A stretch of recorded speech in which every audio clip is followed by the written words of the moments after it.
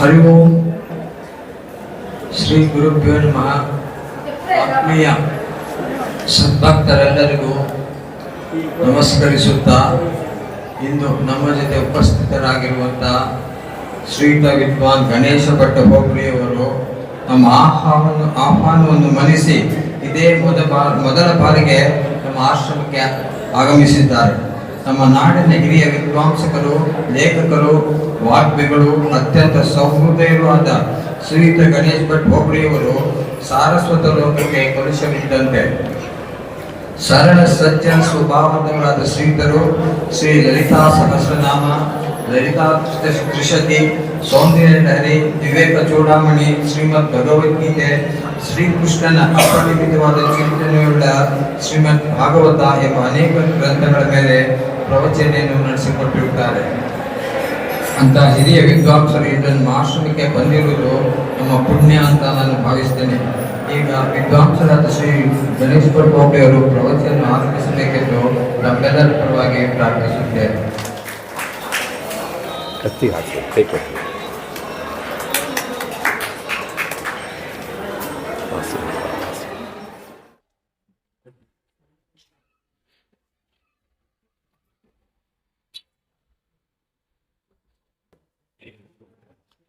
ಯೋಂತಃ ಪ್ರವಿಶ್ಯ ಮಮ ವಾಚಮಿಮಾಂ ಪ್ರಸುಪ್ತಾಂ ಸಂಜೀವಯತ್ಯಖಿಲಶಕ್ತಿಧರಸ್ವಧಾಮ್ನಾ ಅನ್ಯಾಂಶ್ಚ ಹಸ್ತಚರಣಶ್ರವಣತ್ವಗಾದೀನ್ ಪ್ರಾಣಾನ್ನಮೋ ಭಗವತೆ ಪುರುಷಾಯ ತುಭ್ಯಂ.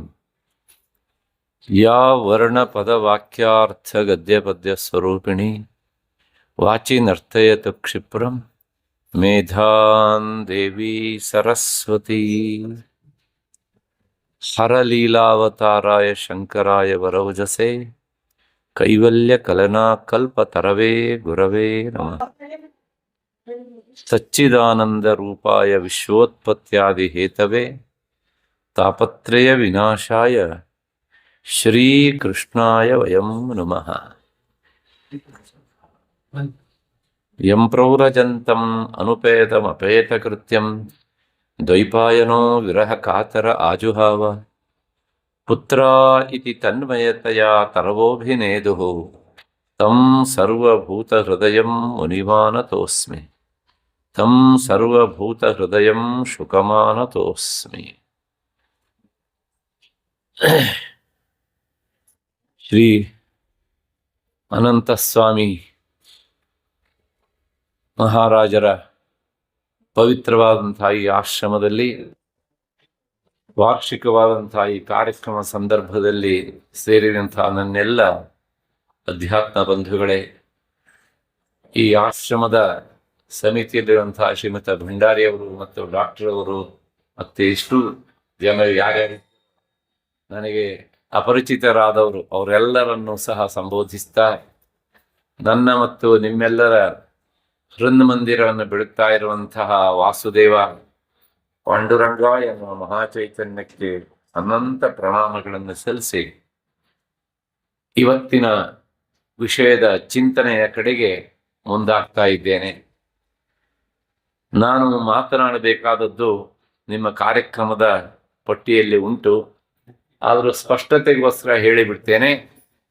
ಮುಕ್ತಿ ಮಾರ್ಗಕ್ಕೆ ಭಕ್ತಿಯ ಸಾಧನೆ ಅಥವಾ ಮುಕ್ತಿ ಮಾರ್ಗದಲ್ಲಿ ಭಕ್ತಿಯ ಸ್ಥಾನ ಯಾವುದಾದ್ರೂ ಇಟ್ಕೊಳ್ಳಿ, ತಾತ್ಪರ್ಯ ಎರಡು ಒಂದೇ. ಒಟ್ಟಾರೆ ವಿಶೇಷವಾಗಿ ಆ ಭಕ್ತಿ ಮಾತೆಯನ್ನು ಕುರಿತು ಹೇಳಬೇಕಾದದ್ದು ಇಂದಿನ ವಿಷಯ. ಅಷ್ಟು ಹಿನ್ನೆಲೆಯಲ್ಲಿ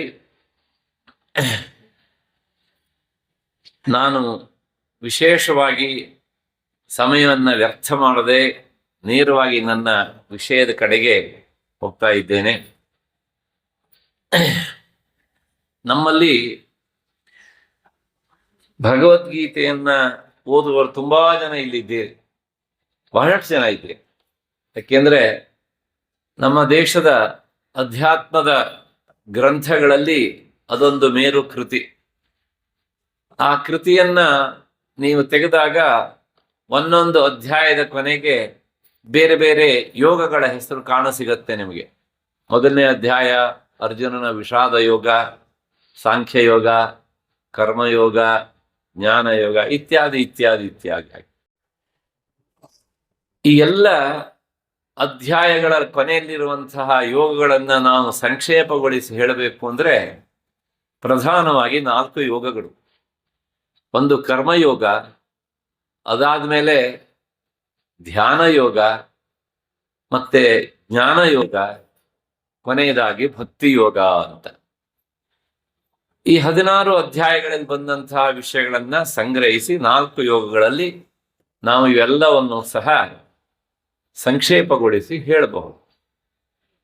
ಇದರ ಜೊತೆಗೆ ನಮಗೆ ಈಗ ಇಲ್ಲೊಂದು ಸಂಶಯ ಬರ್ತದೆ, ಈ 4 ಯೋಗಗಳಲ್ಲೂ ಸಹ ಯಾವುದು ಶ್ರೇಷ್ಠ, ಯಾವುದು ನಿಕೃಷ್ಟ ಅಂತ. ಇದ್ರ ಬಗ್ಗೂ ಸಹ ನಾವು ಯಥಾಮತಿ ಚಿಂತನೆ ಮಾಡಬೇಕು. ಭಕ್ತಿಗೆ ಸಂಬಂಧಪಟ್ಟ ಹಾಗೆ ಶಾಂಡಿಲ್ಯರು ಎನ್ನುವಂತಹ ಒಬ್ಬ ಮಹರ್ಷಿ, ಅದಾದ್ಮೇಲೆ ನಾರದರು ಎನ್ನುವಂಥವರು ತಮಗೆಲ್ಲರಿಗೂ ಪರಿಚಯ ಉಂಟು. ನಾರದರನ್ನು ನಾವು ಅವರ ಜ್ಞಾನದ ನೆಲೆಯಲ್ಲಿ ಪರಿಚಯ ಮಾಡಿಕೊಂಡಿದ್ದಕ್ಕಿಂತ ಒಬ್ಬ ವ್ಯಕ್ತಿ ಅಲ್ಲಿನ ಸುದ್ದಿಯನ್ನ ಇಲ್ಲಿಗೆ, ಇಲ್ಲಿನ ಸುದ್ದಿಯನ್ನು ಅಲ್ಲಿಗೆ ಹೇಳ್ತಾನೆ ಅಂದ್ರೆ, ಅಯ್ಯೋ ಅವರೇನ್ ಬಿಡ್ರಿ ನಾರದರು ಅಂತ ಆ ನಾರದ ಹೆಸರನ್ನು ಹಗುರವಾಗಿ ಬಳಸೋದನ್ನ ನಾವು ಅಭ್ಯಾಸ ಮಾಡ್ಕೊಂಡಿದ್ದೇವೆ. ಒಂದು ನೆನ್ಪಿಟ್ಕೊಳ್ಬೇಕು, ಎಲ್ಲಿ ನಾರದ ಮಹರ್ಷಿಗಳ ಪ್ರವೇಶ ಆಗತ್ತೋ ಅಲ್ಲಿ ಕಥೆಗೆ ಒಂದು ತಿರುವು ಬರುತ್ತೆ. ಹಾಗೆ ತಿರುವನ್ನು ಕೊಡೋದಕ್ಕೋಸ್ಕರ ಬರ್ತಾರೆ ಅಷ್ಟೇ ಹೊರತುನು ಜನರಿಗೆ ಕಿವಿಯಲ್ಲಿ ಚಾಡಿ ಓದೋದಕ್ಕೆ ಬರೋರಲ್ಲ ಅವರು. ಭಗವದ್ ಭಕ್ತಿ ಹೇಗಿರ್ಬೇಕು ಅನ್ನೋದನ್ನ ನಾರದರನ್ನ ನೋಡಿ ನಾವು ಕಲಿಬೇಕು. ಅಂಥ ಮಹಾನುಭಾವ ಅವರು ಈ ಭಕ್ತಿಯ ಬಗ್ಗೆ ಒಂದು ಪುಸ್ತಕ ಬರೆದಿದ್ದಾರೆ. ಅದರ ಹೆಸರೇ ನಾರದ ಭಕ್ತಿ ಸೂತ್ರ ಅಂತ. ಬಹಳಷ್ಟು ಜನ ಇಲ್ಲಿ ಅದನ್ನು ಕೇಳಿರ್ತಾರೆ, ಯಾಕೆಂದ್ರೆ ನಿಮ್ಮ ಪ್ರಧಾನವಾದ ಆಯ್ಕೆಯೇ ಭಕ್ತಿ ಪಂಥ ಆದದ್ರಿಂದ ಇದೆಲ್ಲವೂ ಸಹ ಗೊತ್ತಿರ್ತೇವೆ. ಅಲ್ಲಿ ಒಂದು ಮಾತನ್ನು ಹೇಳ್ತಾರೆ ಅವರು ನಾರದರು, ಸಾತು ಕರ್ಮ ಜ್ಞಾನ ಯೋಗೇಭ್ಯೋಪಿ ಗರೀಯಸಿ ಅಂತ. ಸಾ ಅಂದ್ರೆ ಅವಳು ಅಂತ. ಅವಳು ಅಂದ್ರೆ ಯಾರು ಅಂದ್ರೆ ಆ ಭಕ್ತಿ ಮಾತೆ ಅಂತ. ಹಾಗಾಗಿ ಸ್ತ್ರೀಲಿಂಗ ಶಬ್ದ ಪ್ರಯೋಗ ಮಾಡಿದ್ದಾರೆ, ಸಾ ಅಂತ. ಅವಳು ಎಂಥವಳು ಅಂದ್ರೆ ಕರ್ಮ ಅಂದ್ರೆ ಕರ್ಮ ಮಾರ್ಗಕ್ಕಿಂತಲೂ, ಮತ್ತೆ ಜ್ಞಾನ ಮಾರ್ಗಕ್ಕಿಂತಲೂ, ಯೋಗ ಮಾರ್ಗಕ್ಕಿಂತಲೂ, ಬೇಕಿದ್ರೆ ಯೋಗ ಅಂತ ಹೇಳಿದ್ರೆ ಧ್ಯಾನ ಯೋಗ ಅಂತ ಇಟ್ಕೊಳ್ಳಿ, ಅಲ್ಲಿ ಸುಲಭವಾಗಿ ಅರ್ಥ ಆಗುತ್ತೆ. ಅದರಿಂದ ಆ ಯೋಗವನ್ನ ಈ 3ರ ಜೊತೆಗೂ ಸೇರಿಸ್ಬೇಕು. ಕರ್ಮ ಯೋಗ, ಜ್ಞಾನ ಯೋಗ, ಧ್ಯಾನ ಯೋಗ, ಹೀಗೂ ಸಹ ಅರ್ಥ ಮಾಡಬಹುದು. ಈ 3 ಯೋಗಕ್ಕಿಂತಲೂ ಸಹ ಅವಳು ಅಂದ್ರೆ ಭಕ್ತಿ ಯೋಗದ ಮಾತೆ ಏನಿದ್ದಾಳಲ್ಲ ಅವಳು ಹೆಚ್ಚು ಶ್ರೇಷ್ಠಳು. ಭಕ್ತಿ ಪಂಥವನ್ನ ಆಯ್ದುಕೊಳ್ಳುವವರಿಗೆ ನಾರದರು ಕೊಟ್ಟಂತಹ ಒಂದು ಅಭಯ ಇದೆ. ಎಲ್ಲರೂ ಯಾಕೆ ಶ್ರೇಷ್ಠ ಅನ್ನೋದು ಪ್ರಶ್ನೆ. ಅವರು ವಿಶೇಷವಾಗಿ ಹೇಳ್ತಾರೆ ಕರ್ಮ ಜ್ಞಾನ ಯೋಗೇಭ್ಯೋಪಿ ಅಂತ. ಅಂದ್ರೆ ಕರ್ಮ ಮಾರ್ಗಕ್ಕಿಂತ ಇದು ಶ್ರೇಷ್ಠ. ನಾನು ಸ್ವಲ್ಪ ಶಾಸ್ತ್ರೀಯ ವಿಷಯವನ್ನೇ ಹೆಚ್ಚು ಹೇಳ್ತೇನೆ, ಯಾಕೆಂದ್ರೆ ನಿಮ್ಗೆ ಕೇಳಿ ಕೇಳಿ ಅಭ್ಯಾಸ ಇರುತ್ತೆ, ಸಂಸ್ಕಾರ ಇದೆ ಅಂತ ನಾನು ಭಾವಿಸ್ತಾ ಇದ್ದೇನೆ. ಹಾಗಾಗಿ ಕರ್ಮ ಮಾರ್ಗದಲ್ಲಿ ಹೋಗುವವರಿಗೆ ಒಂದು ತೊಡಕುಂಟು. ಏನು ತೊಡಕು ಅಂದ್ರೆ ಕರ್ಮ ಮಾಡುವುದಕ್ಕೆ ಒಂದು ಸಮಯದ ಲಿಮಿಟೇಷನ್ ಉಂಟು. ಕೆಲವು ಕರ್ಮಗಳನ್ನ ಇಂತಿಂತ ಹೊತ್ತಿನಲ್ಲೇ ಮಾಡಬೇಕು, ಕೆಲವು ಕರ್ಮಗಳನ್ನ ಈ ಹೊತ್ತಿನಲ್ಲೇ ಮಾಡಬೇಕು, ಈ ಹೊತ್ತಿನಲ್ಲಿ ಮಾಡಬಾರದು ಅಂತ ಅದಕ್ಕೊಂದು ನಿರ್ದೇಶನ ಉಂಟು. ಉದಾಹರಣೆಗೆ ನೀವು ಮನೆಯಲ್ಲಿ ಸತ್ಯನಾರಾಯಣ ಪೂಜೆ ಮಾಡ್ತೀರಿ, ಅದರ ಮಂಗಳಾರತಿ ಎಷ್ಟೊತ್ತಿಗೆ ಮುಗಿಬೇಕು ಅಂದ್ರೆ 12:30 ಒಳಗಡೆ ಮುಗಿದಿರ್ಬೇಕು. ಪರವಾಗಿಲ್ಲ, ಬರೋ ನೆಂಟ್ರು ಇನ್ನು ಬಂದಿಲ್ಲ ಅಂತ ನೀವು 3 ಗಂಟೆಗೆ ಮಾಡಿದ್ರೆ ಆ ಪೂಜೆ ವ್ಯರ್ಥ. ಯಾಕೆಂದ್ರೆ 3 ಗಂಟೆಗೆ ಮಾಡುವಂತಹದ್ದು ಅದು ಬೇರೆ ಕಾರ್ಯ, ಅಪರಾಹ್ನದಲ್ಲಿ ಮಾಡುವ ಕರ್ಮವೇ ಬೇರೆ. ಇದು ನಮಗೆ ಗೊತ್ತಿರಬೇಕು. ಇದು ಒಂದು. ಇಲ್ಲ ನನಗೆ ಆಫೀಸಿಗೆ ಬೇಗ ಹೋಗ್ಬೇಕು ಅಂತ ಹೇಳಿ ಗತಿಸಿದ ತಂದೆ ತಾಯಿಯರ ಶ್ರಾದ್ದವನ್ನ 10 ಗಂಟೆಗೆ ಮಾಡಿ ಹೋಗ್ಲಿಕ್ಕೆ ಆಗೋದಿಲ್ಲ. ನೋಡಿ, ಇದೆಲ್ಲ ಕರ್ಮ ಮಾರ್ಗ ವಿಧಿಸಂತಹ ನಿಯಮಗಳು. ಹಾಗಾಗಿ ಕರ್ಮ ಮಾರ್ಗಕ್ಕೆ ಸಮಯದ ಒಂದು ನಿರ್ಬಂಧತೆ ಉಂಟು, ನಂಬರ್ 1. ಅದರ ಜೊತೆಗೆ ಈ ಕರ್ಮಕ್ಕೆ ಇಂತಹದ್ದೇ ವಸ್ತುಗಳಾಗಬೇಕು ಅಂತ. ಜಗನ್ಮಾತೆಯನ್ನು ಪೂಜೆ ಮಾಡ್ತೀರಾ, ಅಲ್ಲಿ ಬೇರೆ ಬೇರೆ ತರತರಾವಳಿಯ ಹೂವುಗಳ ರಾಶಿಗಳಿರ್ಬೇಕು. ಲಲಿತಾ ಸಹಸ್ರನಾಮ ಸುಮಾರು ಒಂದು 32 ಹೂವುಗಳ ಹೆಸರನ್ನ ಹೇಳ್ತದೆ. ಆ ಎಲ್ಲ ಹೂವುಗಳು, ಯಾಕೆಂದ್ರೆ ಸಹಜವಾಗಿ ಸ್ತ್ರೀ ರೂಪದಲ್ಲಿ ಇದ್ದಾಳಲ್ಲ ಅವಳು, ಹಾಗಾಗಿ ಹೂವು ಅಂದ್ರೆ ಅವಳಿಗೆ ಎಲ್ಲಿಲ್ಲದ ಇಷ್ಟ. ಅವಳ ಅರ್ಚನೆಗೆ ಅದೇ ಬೇಕು.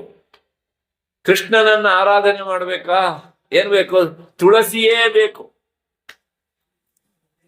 ಗಣಪತಿಯನ್ನ ಆರಾಧನೆ ಮಾಡ್ಬೇಕಾ, ಕೆಂಪು ಹೂವೇ ಬೇಕು.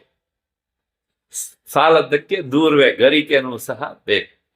ಶಿವನ ಆರಾಧನೆಗೆ ಬಿಲ್ವಪತ್ರಿಯೇ ಬೇಕು. ಹೀಗೆ ನೋಡಿ, ಕರ್ಮ ಮಾರ್ಗ ಇವೆಲ್ಲ ನಮಗೆ ನಿರ್ದಿಷ್ಟವಾದಂಥ ಒಂದು ಚೌಕಟ್ಟುಂಟು. ಈ ಚೌಕಟ್ಟನ್ನ ಪಾಲಿಸದೇ ಮಾಡುವ ಕರ್ಮಗಳಿದ್ದಾವಲ್ಲ, ಅವು ನಮಗೆ ಸಾದ್ಗುಣ್ಯವನ್ನ, ಏನು ಫಲವನ್ನು ಕೊಡಬೇಕೋ ಅದನ್ನು ಅಷ್ಟಾಗಿ ಕೊಡುವುದಿಲ್ಲ.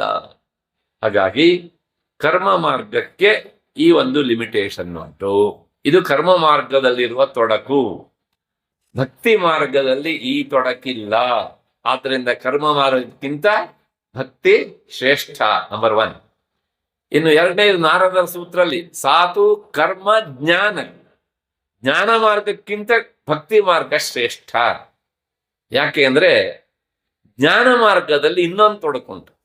ಜ್ಞಾನ ಮಾರ್ಗದಲ್ಲಿ ಹೋಗುವವನು ಹೆಜ್ಜೆ ಹೆಜ್ಜೆಗೂ ತನ್ನ ಮೆದುಳನ್ನ ಮಸಿತಾ ಇರಬೇಕು. ನಿರಂತರ ಓದಬೇಕು, ನಿರಂತರ ಚಿಂತನೆ ಮಾಡಬೇಕು. ಎಷ್ಟರ ಮಟ್ಟಿಗೆ ಕೇಳಿದ್ರೆ ಅದೊಂಥರ ಕೊನೆ ಇಲ್ಲದ ಯೋಚನೆ, ನಿರಂತರ ಗ್ರಂಥಾಧ್ಯಯನ, ನಿರಂತರ ವ್ಯಾಸಂಗ, ಓದಿದ್ದನ್ನ ಮತ್ತೆ ಮೆಲ್ಕು ಹಾಕುವುದು, ಮತ್ತೆ ಮತ್ತೆ ಮತ್ತೆ ಮತ್ತೆ. ಹಾಗಾಗಿ ಜ್ಞಾನ ಮಾರ್ಗ ಇರುವ ಮಾರ್ಗಗಳಲ್ಲೆಲ್ಲ ಅತ್ಯಂತ ಕಷ್ಟ. ಯಾಕೆಂದ್ರೆ ಯಾರಿಗೆ ವಿಚಾರ ಮಾಡುವ ಶಕ್ತಿ ಉಂಟ ಅವನಿಗೆ ಮಾತ್ರ ಜ್ಞಾನ ಮಾರ್ಗ. ಯಾವನಿಗೆ ವಿಚಾರ ಮಾಡುವ ಶಕ್ತಿ ಇಲ್ವೋ ಅವನಿಗೆ ಜ್ಞಾನ ಮಾರ್ಗ ದೂರ. ಇನ್ನು ಸಾತು ಕರ್ಮ ಜ್ಞಾನ ಯೋಗ. ಈ ಯೋಗ ಅನ್ನೋದನ್ನ ಇದೆರಡಕ್ಕೆ ಅಪ್ಲೈ ಮಾಡಿಕೊಂಡು ಮುಂದಕ್ಕೆ ಹೋಗ್ಬೋದು. ಅದಿಲ್ಲದೆ ಯೋಗ ಅನ್ನೋದಕ್ಕೆ ಧ್ಯಾನ ಯೋಗ ಅಂತ ಅರ್ಥ ಮಾಡಿಕೊಂಡ್ರೆ ಹಾಗೂ ಸಹ ಹೇಳಬಹುದು. ಧ್ಯಾನ ಯೋಗದಲ್ಲಿ ಹೆಜ್ಜೆ ಇಡಬೇಕು ಅಂದ್ರೆ ಅಲ್ಲಿ ಒಂದು 5 ಬಹಿರಂಗ ಯೋಗಗಳಿವೆ, ಇನ್ನು 3 ಅಂತರಂಗ ಯೋಗಗಳಿವೆ. ಯಮ, ನಿಯಮ, ಆಸನ, ಪ್ರಾಣಾಯಾಮ, ಪ್ರತ್ಯಾಹಾರ, ಧಾರಣ, ಧ್ಯಾನ, ಸಮಾಧಿ. ಈ ಹೆಸರನ್ನು ಕೇಳದೆ ಹೆದರಿಕೆ ಆಗ್ತದೆ ನಾವು ಅಲ್ವಾ? ಯಮ ಅಂದ್ರೆ ಏನು? ಹೆಜ್ಜೆ ಹೆಜ್ಜೆಗೂ ಇಂದ್ರಿಯಗಳನ್ನ ನಿಗ್ರಹಿಸುವುದು, ನಿಯಮನ ಮಾಡುವುದು. ನಿಯಮನ, ಆ ನೀ ತೆಗೆದ್ಬಿಡಿ, ನ ತೆಗೆದ್ಬಿಡಿ, ಏನ್ ಉಳಿಯುತ್ತೆ? ಯಮ ಅಂತ ಉಳಿಯುತ್ತೆ. ಹಾಗಾಗಿ ನಿಯಮನ ಅಂತ ಅರ್ಥ. ಸರಿ, ಕೆಲವೊಂದಿಷ್ಟನ್ನು ನಿಗ್ರಹ ಮಾಡಬೇಕು, ಕೆಲವೊಂದಿಷ್ಟನ್ನು ಹಿಡಿಬೇಕು. ಹೀಗೆ ಮಾಡಿದಾಗ ಮೊದಲನೇ ಸ್ಟೆಪ್ ನಮಗೆ ಸಿದ್ಧಿ ಆದ ಹಾಗೆ ಯೋಗದ ದಾರಿಯಲ್ಲಿ, ಅದೇ ಯಮ. ಅದಾದ್ಮೇಲೆ ಎರಡನೇ ನಿಯಮ, ಹಿಡಿಬೇಕು. ಬಿಡುವುದು ಯಮ, ಹಿಡಿಯುವುದು ನಿಯಮ. ನಮಗೆ ಯಾವುದನ್ನು ಹಿಡಿಬೇಕು ಯಾವುದನ್ನು ಬಿಡಬೇಕು ಅಂತ ಗೊತ್ತಾಗೋಷ್ಟೊತ್ತಿಗೆ ಅರ್ಧ ಆಯುಷ್ಯ ಕಳೆದು ಹೋಗಿರುತ್ತದೆ. ಹಾಗಾಗಿ ಪ್ರಾರಂಭದ ಮೆಟ್ಟಲೇ ಇಷ್ಟು ಕಷ್ಟ, ಇನ್ನು ಮುಂದೆ ಧಾರಣ, ಧ್ಯಾನ, ಸಮಾಧಿ ಅದು ಇನ್ನೂ ಕಷ್ಟ. ಹಾಗಾಗಿ ನಾರದರು ಇದನ್ನೆಲ್ಲ ಮನಗಂಡು ನಮ್ಮಂಥವರು ಎಲ್ಲರ ಹಣೆ ಬರಹವನ್ನು ಅಧ್ಯಯನ ಮಾಡಿ ಅವರು ಬರೀತಾರೆ, ಸಾತು ಕರ್ಮ ಜ್ಞಾನ ಯೋಗೇಭ್ಯೋಪಿ ಗರೀಯಸಿ. ಯಾವುದು? ಭಕ್ತಿ. ಹಾಗಿದ್ರೆ ಭಕ್ತಿ ಮಾರ್ಗದಲ್ಲಿ ಈ ತೊಡಕು ಇಲ್ಲ. ಯಾಕಿಲ್ಲ ಅಂದ್ರೆ ಭಕ್ತಿ ಮಾರ್ಗದಲ್ಲಿ ಸಮಯದ ನಿರ್ಬಂಧತೆ ಇಲ್ಲ. ನೀವು ಬೆಳಗ್ಗೆ ಸೂರ್ಯೋದಯ ಹೊತ್ತಿಗಾದ್ರೂ ಮಾಡ್ಬೋದು, ಮಧ್ಯಾಹ್ನದಲ್ಲಾದ್ರೂ ಮಾಡ್ಬೋದು, ಸಂಜೆನಾದ್ರೂ ಅವನನ್ನ ಏನ್ ಮಾಡ್ಬೋದು? ಕೀರ್ತನೆ. ಒಬ್ಬ ಮಾಡಿದ್ರೆ ಕೀರ್ತನೆ, ಎಲ್ಲಾದ್ರೂ ಮಾಡಿದ್ರೆ ಸಂಕೀರ್ತನೆ ಅಲ್ವಾ? ಅದಕ್ಕೆ ನಿಯಮ ಇಲ್ಲ. ಆಮೇಲೆ ಕರ್ಮ ಮಾರ್ಗದಲ್ಲಿ ಏನು ವಸ್ತುಗಳ ಸಾಮಗ್ರಿಗಳ ಒಂದು ನಿಯಮನ ಇತ್ತಲ್ಲ, ಆ ನಿಯಮ ಇಲ್ಲಿಲ್ಲ. ನನ್ನ ಹತ್ರ ಏನೂ ಇಲ್ಲಪ್ಪ ಅಂತಂದ್ರೆ ಏನು ಬೇಡ, ನಿನ್ನ ಹತ್ರ ನನಗೆ ಕೊಡ್ಲಿಬೇಕಾದದ್ದು ಉಂಟು ಅಂತಾನೆ ಭಗವಂತ. ಮಯ್ಯೇವ ಮನ ಆಭತ್ಸ್ವ ಮೈ ಬುದ್ಧಿಂ ನಿವೇಶಯ. ಬಸ್ ಹೋಗಯ. ಕೇಳೋದು ಎರಡೇ, ಮಯ್ಯೇವ ಮನ ಆಧತ್ಸ್ವ ಮಯಿ ಬುದ್ಧಿಂ ನಿವೇಶ. ಹಾಗಿದ್ರೆ ಮನಸ್ಸು ಬುದ್ಧಿ ಎರಡು ಬೇರೆ ಬೇರೆನಾ ಒಂದೇನಾ? ಭಗವಂತ ಯಾಕೆ ಎರಡು ಶಬ್ದ ಹೇಳ್ತಾನೆ ಅಂದ್ರೆ, ಚಂಚಲವಾದದ್ದು ಮನಸ್ಸು, ಸ್ಥಿರವಾದದ್ದು ಬುದ್ಧಿ. ಒಂದು ಉದಾಹರಣೆ ಕೊಟ್ಬಿಡ್ತೇನೆ ನಾನು. ತಾಯಂದಿರೆಲ್ಲ ತುಂಬಾ ಜನ ಇದ್ದಾರೆ, ಹಾಗಾಗಿ ಅವರಿಗೆ ಬಹಳ ಬೇಗ ಅರ್ಥ ಆಗಿದೆ ಅಂತ. ನಾವು ಈ ವೈಶಾಖ ಮಾಸದಲ್ಲಿ ಅಕ್ಷತಾ ತದಿಗೆ ಬಂದಾಗ, ಅಕ್ಷಯ ತೃತೀಯ ಬಂದಾಗ ಜ್ಯುವೆಲರೀಸ್ ಅಂಗಡಿಗೆ ಹೋಗ್ತೇವೆ ಅಲ್ವಾ, ಬಂಗಾರ ಪರ್ಚೇಸ್ ಮಾಡೋದಕ್ಕೆ. ಅಲ್ಲಿ ಹೋದಾಗ ಚೆನ್ನಾಗಿ ಕಾಣುತ್ತೆ ನಮಗೆ, ಇದು ಚೆನ್ನಾಗಿದೆ, ಇದು ಚೆನ್ನಾಗಿದೆ, ಇದು ಚೆನ್ನಾಗಿದೆ ಅಂತ ಅನ್ಸುತ್ತೆ. ಇದನ್ನು ತಗೊಳ್ಳೋಣ ಅಂತೆಲ್ಲ ಅನ್ಸುತ್ತೆ ನಮಗೆ. ಎಲ್ಲ ಆಯ್ಕೆ ಮಾಡ್ಕೊಳ್ತೇವೆ. ಕೊನೆಗೆ ಎಷ್ಟಾಯ್ತು ಕೇಳಿದ್ರೆ, ನಮ್ಮ ಪರ್ಸ್ನಲ್ಲಿ ಅಥವಾ ಬ್ಯಾಂಕಿನ ಪ್ರತಿನಿಧಿಯಾದ ಮೊಬೈಲಲ್ಲಿ ಏನಿರುತ್ತೋ ಅದಕ್ಕಿಂತ ಜಾಸ್ತಿ ಆಗ್ತದೆ. ಆಗ ತಕ್ಷಣ ಬೇಡಪ್ಪ, ಹೌದು ಒಂದನ್ನು ಆಯ್ಕೆ ಮಾಡೋಣ ಅಂತ ಆಯ್ಕೆ ಮಾಡ್ತೇವಲ್ಲ, ಅದನ್ನೇ ತಗೊಂಡು ಬರ್ತೇವೆ ಕೊನೆಗೆ. ಆ ಮೊದಲು ಇದು ಬೇಕು, ಅದು ಬೇಕು, ಇದು ಚಂದ, ಅದು ಚಂದ ಅಂತೆಲ್ಲ ಹೇಳಿದ್ದಿದೆಯಲ್ಲ, ಅದು ಮನಸ್ಸು. ಕೊನೆಗೆ ಆಗೋದಿಲ್ಲ ಅಂಥೇಳಿ ಯಾವುದೋ ಒಂದನ್ನ ನಿರ್ಧಾರ ಮಾಡಿ ಕೈಗೆತ್ತಿಕೊಳ್ತೇವಲ್ಲ, ಅದು ಬುದ್ಧಿ. ಅಂದ್ರೆ ಏನ್ ಹೇಳ್ದಂಗಾಯ್ತು? ಚಂಚಲಾತ್ಮಕಂ ಮನಃ ನಿಶ್ಚಯಾತ್ಮಿಕ ಬುದ್ಧಿ. ಚಂಚಲವಾದದ್ದು ಮನಸ್ಸು, ನಿಶ್ಚಯವಾದದ್ದು ಬುದ್ಧಿ. ಭಗವಂತ ಇದನ್ನ ಕಂಡಿಡ್ಕೊಂಡಿದ್ದಾನೆ. ಇವನಲ್ಲಿ ಇದೆರಡು ನಾನು ಕೊಟ್ಟಿದ್ದುಂಟು, ಇದೆರಡನ್ನು ನನಗೆ ಕೊಟ್ಟರು ಸಾಕು ಅಂತಾನೆ. ಮಯ್ಯೇವ ಮನಃಧತ್ಸ್ವ ಮೈ ಬುದ್ಧಿ ನಿವೇಶ. ನಿನ್ನ ಚಂಚಲವಾದ ಮನಸ್ಸನ್ನು ನನಗೆ ಕೊಟ್ಬಿಡು, ಸ್ಥಿರವಾದ ಬುದ್ಧಿಯನ್ನು ನನಗೆ ಅರ್ಪಿಸು. ಯಾಕೆ ಅಂತಂದ್ರೆ ಅವನು ಹೇಳ್ತಾನೆ, ಗೊತ್ತು ನಿನ್ನ ಮನಸ್ಸನ್ನ ನೀನು ಪ್ರತಿ ದಿವಸ ಇಷ್ಟಿಷ್ಟೊತ್ತು ಯಾರ್ಯಾರಿಗೋ ಕೊಡ್ತಾ ಇರ್ತೀಯ. ನೀನು ಆ ಯಾರ್ಯಾರಿಗೋ ಕೊಡೋ ಬದಲು ಏನ್ ಮಾಡು, ನನಗೆ ಕೊಟ್ಬಿಡು. ನಾವೆಲ್ಲ ಹಾಗೆ ಅಲ್ವಾ? ತಪ್ಪು ತಿಳ್ಕೊಳ್ಬೇಡಿ. ಬಹಳಷ್ಟು ಸಮಯವನ್ನು ಹೆಂಡತಿ ಕೊಡ್ತೇವೆ, ಹೆಂಡತಿ ಆದ್ರೆ ಗಂಡನಿಗೆ ಕೊಡ್ತಾಳೆ, ಇವರಿಬ್ರು ಸೇರಿ ಮಕ್ಳಿಗೆ ಕೊಡ್ತಾರೆ. ಆ ಮಕ್ಕಳು ಮಾತ್ರ ಮನಸ್ಸನ್ನ ಅಪ್ಪ ಅಮ್ಮನಿಗೆ ಕೊಡ್ತಾರೋ ಇಲ್ಲೋ ಅದು ಗೊತ್ತಿಲ್ಲ ನನಗೆ. ನನಗಿಂತ ಲೋಕ ಅನುಭವ ನಿಮಗೆ ಹೆಚ್ಚಿಗೆ ಇದೆ, ನೀವು ಹೇಳಬೇಕು ಅದನ್ನ. ಹೌದು ತಾನೆ? ಅಲ್ಲಿಗೆ ನಿದ್ದೆ ಬರುವವರೆಗೂ ಸಹ ನಮ್ಮ ಮನಸ್ಸು ಈ ಹಗಲು 12 ತಾಸಿನಲ್ಲಿ, ಬೇಕಾದ್ರೆ ಇನ್ನೂ ಒಂದು 3 ತಾಸು ಸೇರಿಸ್ಬಿಡಿ, 15 ತಾಸಿನಲ್ಲಿ ನಮ್ಮ ಮನಸ್ಸು ಪ್ರಾಮಾಣಿಕವಾಗಿ ಒಂದು 15 ನಿಮಿಷ ಅವನನ್ನು ಚಿಂತನೆ ಮಾಡುತ್ತಾ? Be honest.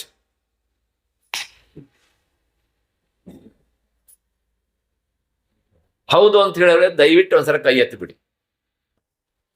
15 ನಿಮಿಷ ನಿರಂತರ ಆ ಕಡೆ ಈ ಕಡೆ ಹೋಗ್ಬಾರ್ದು. ಕೈಯೆಲ್ಲ ಕೆಳಗೆ ಬಂದೋಯ್ತು. ನಾನಂತೂ ಕೈ ಎತ್ತೋದಿಲ್ಲ. ಗಣೇಶ್ ಭಟ್ ಹೋಬಳಿ ಸೇರಿಸ್ಕೊಂಡು ನಾನು ಹೇಳ್ತಿದ್ದೇನೆ, ಕಷ್ಟ ಕಷ್ಟ ಅಲ್ವಾ? ಮನಸ್ಸನ್ನೇ ಕೊಡೋಕ್ಕಾಗಲ್ಲ, ಅದೊಂದು ಕೋತಿ. ಇನ್ನು ಸ್ಥಿರವಾದ ಬುದ್ಧಿ ಅದನ್ನಂತೂ ಕೊಡೋದೇ ಇಲ್ಲ. ನಮ್ಮ ದೌರ್ಬಲ್ಯ ಗೊತ್ತು ಭಗವಂತನಿಗೆ. ಮಯ್ಯೇವ ಮನಃಧತ್ಸ್ವ ಮೈ ಬುದ್ಧಿಂ ನಿವೇಶಯ. ನೆಕ್ಸ್ಟ್ ಏನಪ್ಪ? ಯೋಚನೆ ಮಾಡಬೇಡ, ನಿವಸಿಷ್ಯಸಿ ಮಯ್ಯೇವ. ನಿನ್ನ ಕೇರ್ ಟೇಕರ್ ನಾನು. ಅವಾಗ ಎರಡನ್ನು ಕೊಡು, ಲೈಫ್ ಲಾಂಗ್ ನಿಶ್ಚಿಂತೆಯಿಂದ ಇರು. ಎಂಥ ಅಭಯ ಮಾತ್ರಿ. ಯಾರು ಹೇಳ್ತಾರೆ ಈ ಪ್ರಪಂಚದೊಳಗೆ? ಕೊಟ್ಟು ನಾವೇನಾದ್ರು ಕಳ್ಕೊಳ್ತೇವೆ? ಮನಸ್ಸನ್ನು ಕೊಟ್ಟು ಭಗವಂತನಿಗೆ ನಾವೇನಾದ್ರು ಕಳ್ಕೊಳ್ಳೋದು ಉಂಟಾ? ಬುದ್ಧಿಯನ್ನು ಕೊಟ್ಟು ಏನಾದ್ರು ಕಳ್ಕೊಳ್ತೇವ? ಇಲ್ಲ, ನಾವು ಕೊಡೋದಿಲ್ಲ. ಆದ್ರೆ ಅವ್ನು ನಮಗೆ ಸಿಗಬೇಕು ಅಂದ್ರೆ ಹೌ ಇಟ್ ಈಸ್ ಪಾಸಿಬಲ್? ವಿಚಾರ ಮಾಡಿ. ನಾನು ಹೇಳೋ ಸತ್ಯ ಅಂತ ಆದ್ರೆ ಮಾತ್ರ ಒಪ್ಕೊಳ್ಳಿ, ನಾನು ಹೇಳ್ತೇನೆ ಅಂತ ಒಪ್ಕೊಳ್ಬೇಡಿ. ಯಾಕೆ ನಾನು ಹೇಳ್ತಾ ಇರೋದು ಗೀತಾಚಾರ್ಯನ ಮಾತು. ಕೊನೆಗೆ ಹೇಳ್ತಾನೆ, ಇಷ್ಟ ಆದ್ಮೇಲೆ ಅಕಸ್ಮಾತ್ತಾಗಿ ನಿನಗೆ ಕೊಡಬೇಕು ಅಂತಂದ್ರೆ ಪತ್ರಂ ಪುಷ್ಪಂ ಫಲಂ ತೋಯ, ಇದ್ 4. ಅಲ್ಲೂ ಹೇಳ್ತಾನೆ ಅವನು ಯಾಕೆ ಕೊಡ್ಬೇಕು. ಪತ್ರ ಅಂತ ತುಳಸಿ ಪತ್ರ ಅಂತ ಅರ್ಥ, ಬೇಕಿದ್ರೆ ಬಿಲ್ಲೋ ಪತ್ರ ಅಂತಾನು ಅಂದ್ಕೊಳ್ಳಿ, ತೊಂದರೆ ಇಲ್ಲ. ಇದಕ್ಕೇನು ನೀನು ಘನಂಧಾರಿ ಏನು ದುಡ್ಡು ಖರ್ಚು ಮಾಡೋದಿಲ್ಲ. ಮನೆ ಅಂಗಳದಲ್ಲಿ ಬೆಳೆದಿರುತ್ತೆ ಅದು ಅಲ್ವಾ? ತಂದು ನನಗೆ ಅರ್ಪಿಸು. ಒಂದು ನೆನ್ಪಿಟ್ಕೋ, ಅರ್ಪಿಸಬೇಕಿದ್ರೆ ಈ ತುಳಸಿ ದಳ ನಿನ್ನ ಮನಸ್ಸಿನ ಪ್ರತಿನಿಧಿ ಅನ್ನೋದನ್ನು ಮರಿಬೇಡ. ನಿನ್ನ ಮನಸ್ಸನ್ನ ನನಗೆ ಕೊಡುವುದಕ್ಕೆ ಇದೊಂದು ಮಾಧ್ಯಮ. ಹಾಗಾಗಿ ಏನೇನೋ ಯೋಚನೆ ಮಾಡ್ತಾ ಇಡೀ ಮೆಜೆಸ್ಟಿಕ್ ಅಲ್ಲಿ ನಿನ್ನ ಮನಸ್ಸನ್ನು ಓಡಾಡಿಸ್ತಾ ಆ ಪತ್ರೆಯನ್ನ, ತುಳಸಿ ದಳವನ್ನ ನನ್ನ ಪಾದಕ್ಕೆ ಅರ್ಪಿಸಿದ್ರಿಂದ ಏನೂ ಆಗೋಲ್ಲ. ಮೈಂಡ್ ಯಾವ್ದ್ರ ಜೊತೆ ಇರಬೇಕು? ತುಳಸಿ. ಅಂದ್ರೆ ನಮ್ಮ ಪ್ರತಿನಿಧಿ, ಅದು ಮನಸ್ಸಿನ ಪ್ರತಿನಿಧಿ. ಇಲ್ಲೂ ನಾವು ಎಡಗುತ್ತೇವೆ, ಹೌದಾ? ಪತ್ರಂ ಇನ್ನು ಪುಷ್ಪಂ. ಆಚಾರ್ಯ ಶಂಕರರು ಹೇಳ್ತಾರೆ, ಈ ಪುಷ್ಪ ಬೇರೆ ಯಾವುದು ಅಲ್ಲಪ್ಪ, ನಿನ್ನ ಮನಸ್ಸು ಎನ್ನುವ ಪುಷ್ಪವನ್ನ ನೀನು ಅರ್ಪಿಸ್ಬೇಕು. ನಮಗೋಸ್ಕರ ಎಂಥೆಂಥ ಮಾತನ್ನ ಹೇಳ್ತಾರೆ. ಅದರೊಳಗೂ ಸಹ ಜಗನ್ಮಾತೆ ಆದ್ರೆ ತರತರಾವಳಿ ಪುಷ್ಪ. ನಮ್ಮ ಮನಸ್ಸಿನ ಒಂದೊಂದು ಯೋಚನೆಯೇ ಪುಷ್ಪವಾಗಿ ಅವಳ ಪಾದಕ್ಕೆ ಸಮರ್ಪಿತ ಆದ್ರೆ ಅಂದಿನ ಪೂಜೆ ಸಾರ್ಥಕ. ಕೊನೆಗೆ ತೋಯಂ. ತೋಯಂ ಅಂದ್ರೆ ನೀರು ಅಲ್ವಾ? ಏನಪ್ಪ? ಯಾಕೆಂದ್ರೆ ಶಿವನಿಗಾದ್ರೆ ಅಭಿಷೇಕ ಮಾಡೋದು, ಯಾಕೆ ಅವನಿಗೆ ಅದು ಇಷ್ಟ. ಅಭಿಷೇಕ ಪ್ರಿಯೋ ರುದ್ರ. ಏನ್ ಕಳ್ಕೊಳ್ತೇವೆ ನಾವು? ಏನು ಕಳ್ಕೊಳ್ಳೋದಿಲ್ಲ ಅಲ್ವಾ? ಅದನ್ನು ಮಾಡೋದಿಲ್ಲ ನಾವು. ಹೇಗೆ?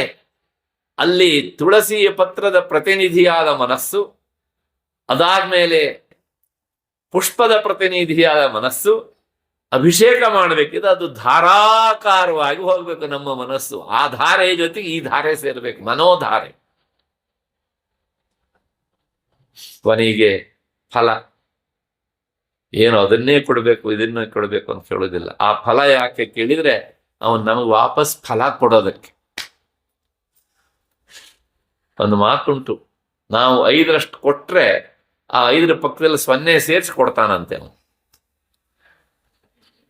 ಆದ್ರೆ ನೋಡಿ, ಯಾವ ಖರ್ಚು ಇಲ್ಲದೆ ಇರುವಂತಹ ಈ ರೀತಿಯಾದಂತಹ ಭಕ್ತಿಯನ್ನ ಮಾಡುವ ವಿಷಯದಲ್ಲಿ ನಾವು ಪ್ರಾಮಾಣಿಕರಾಗಿದ್ದೇವಾ?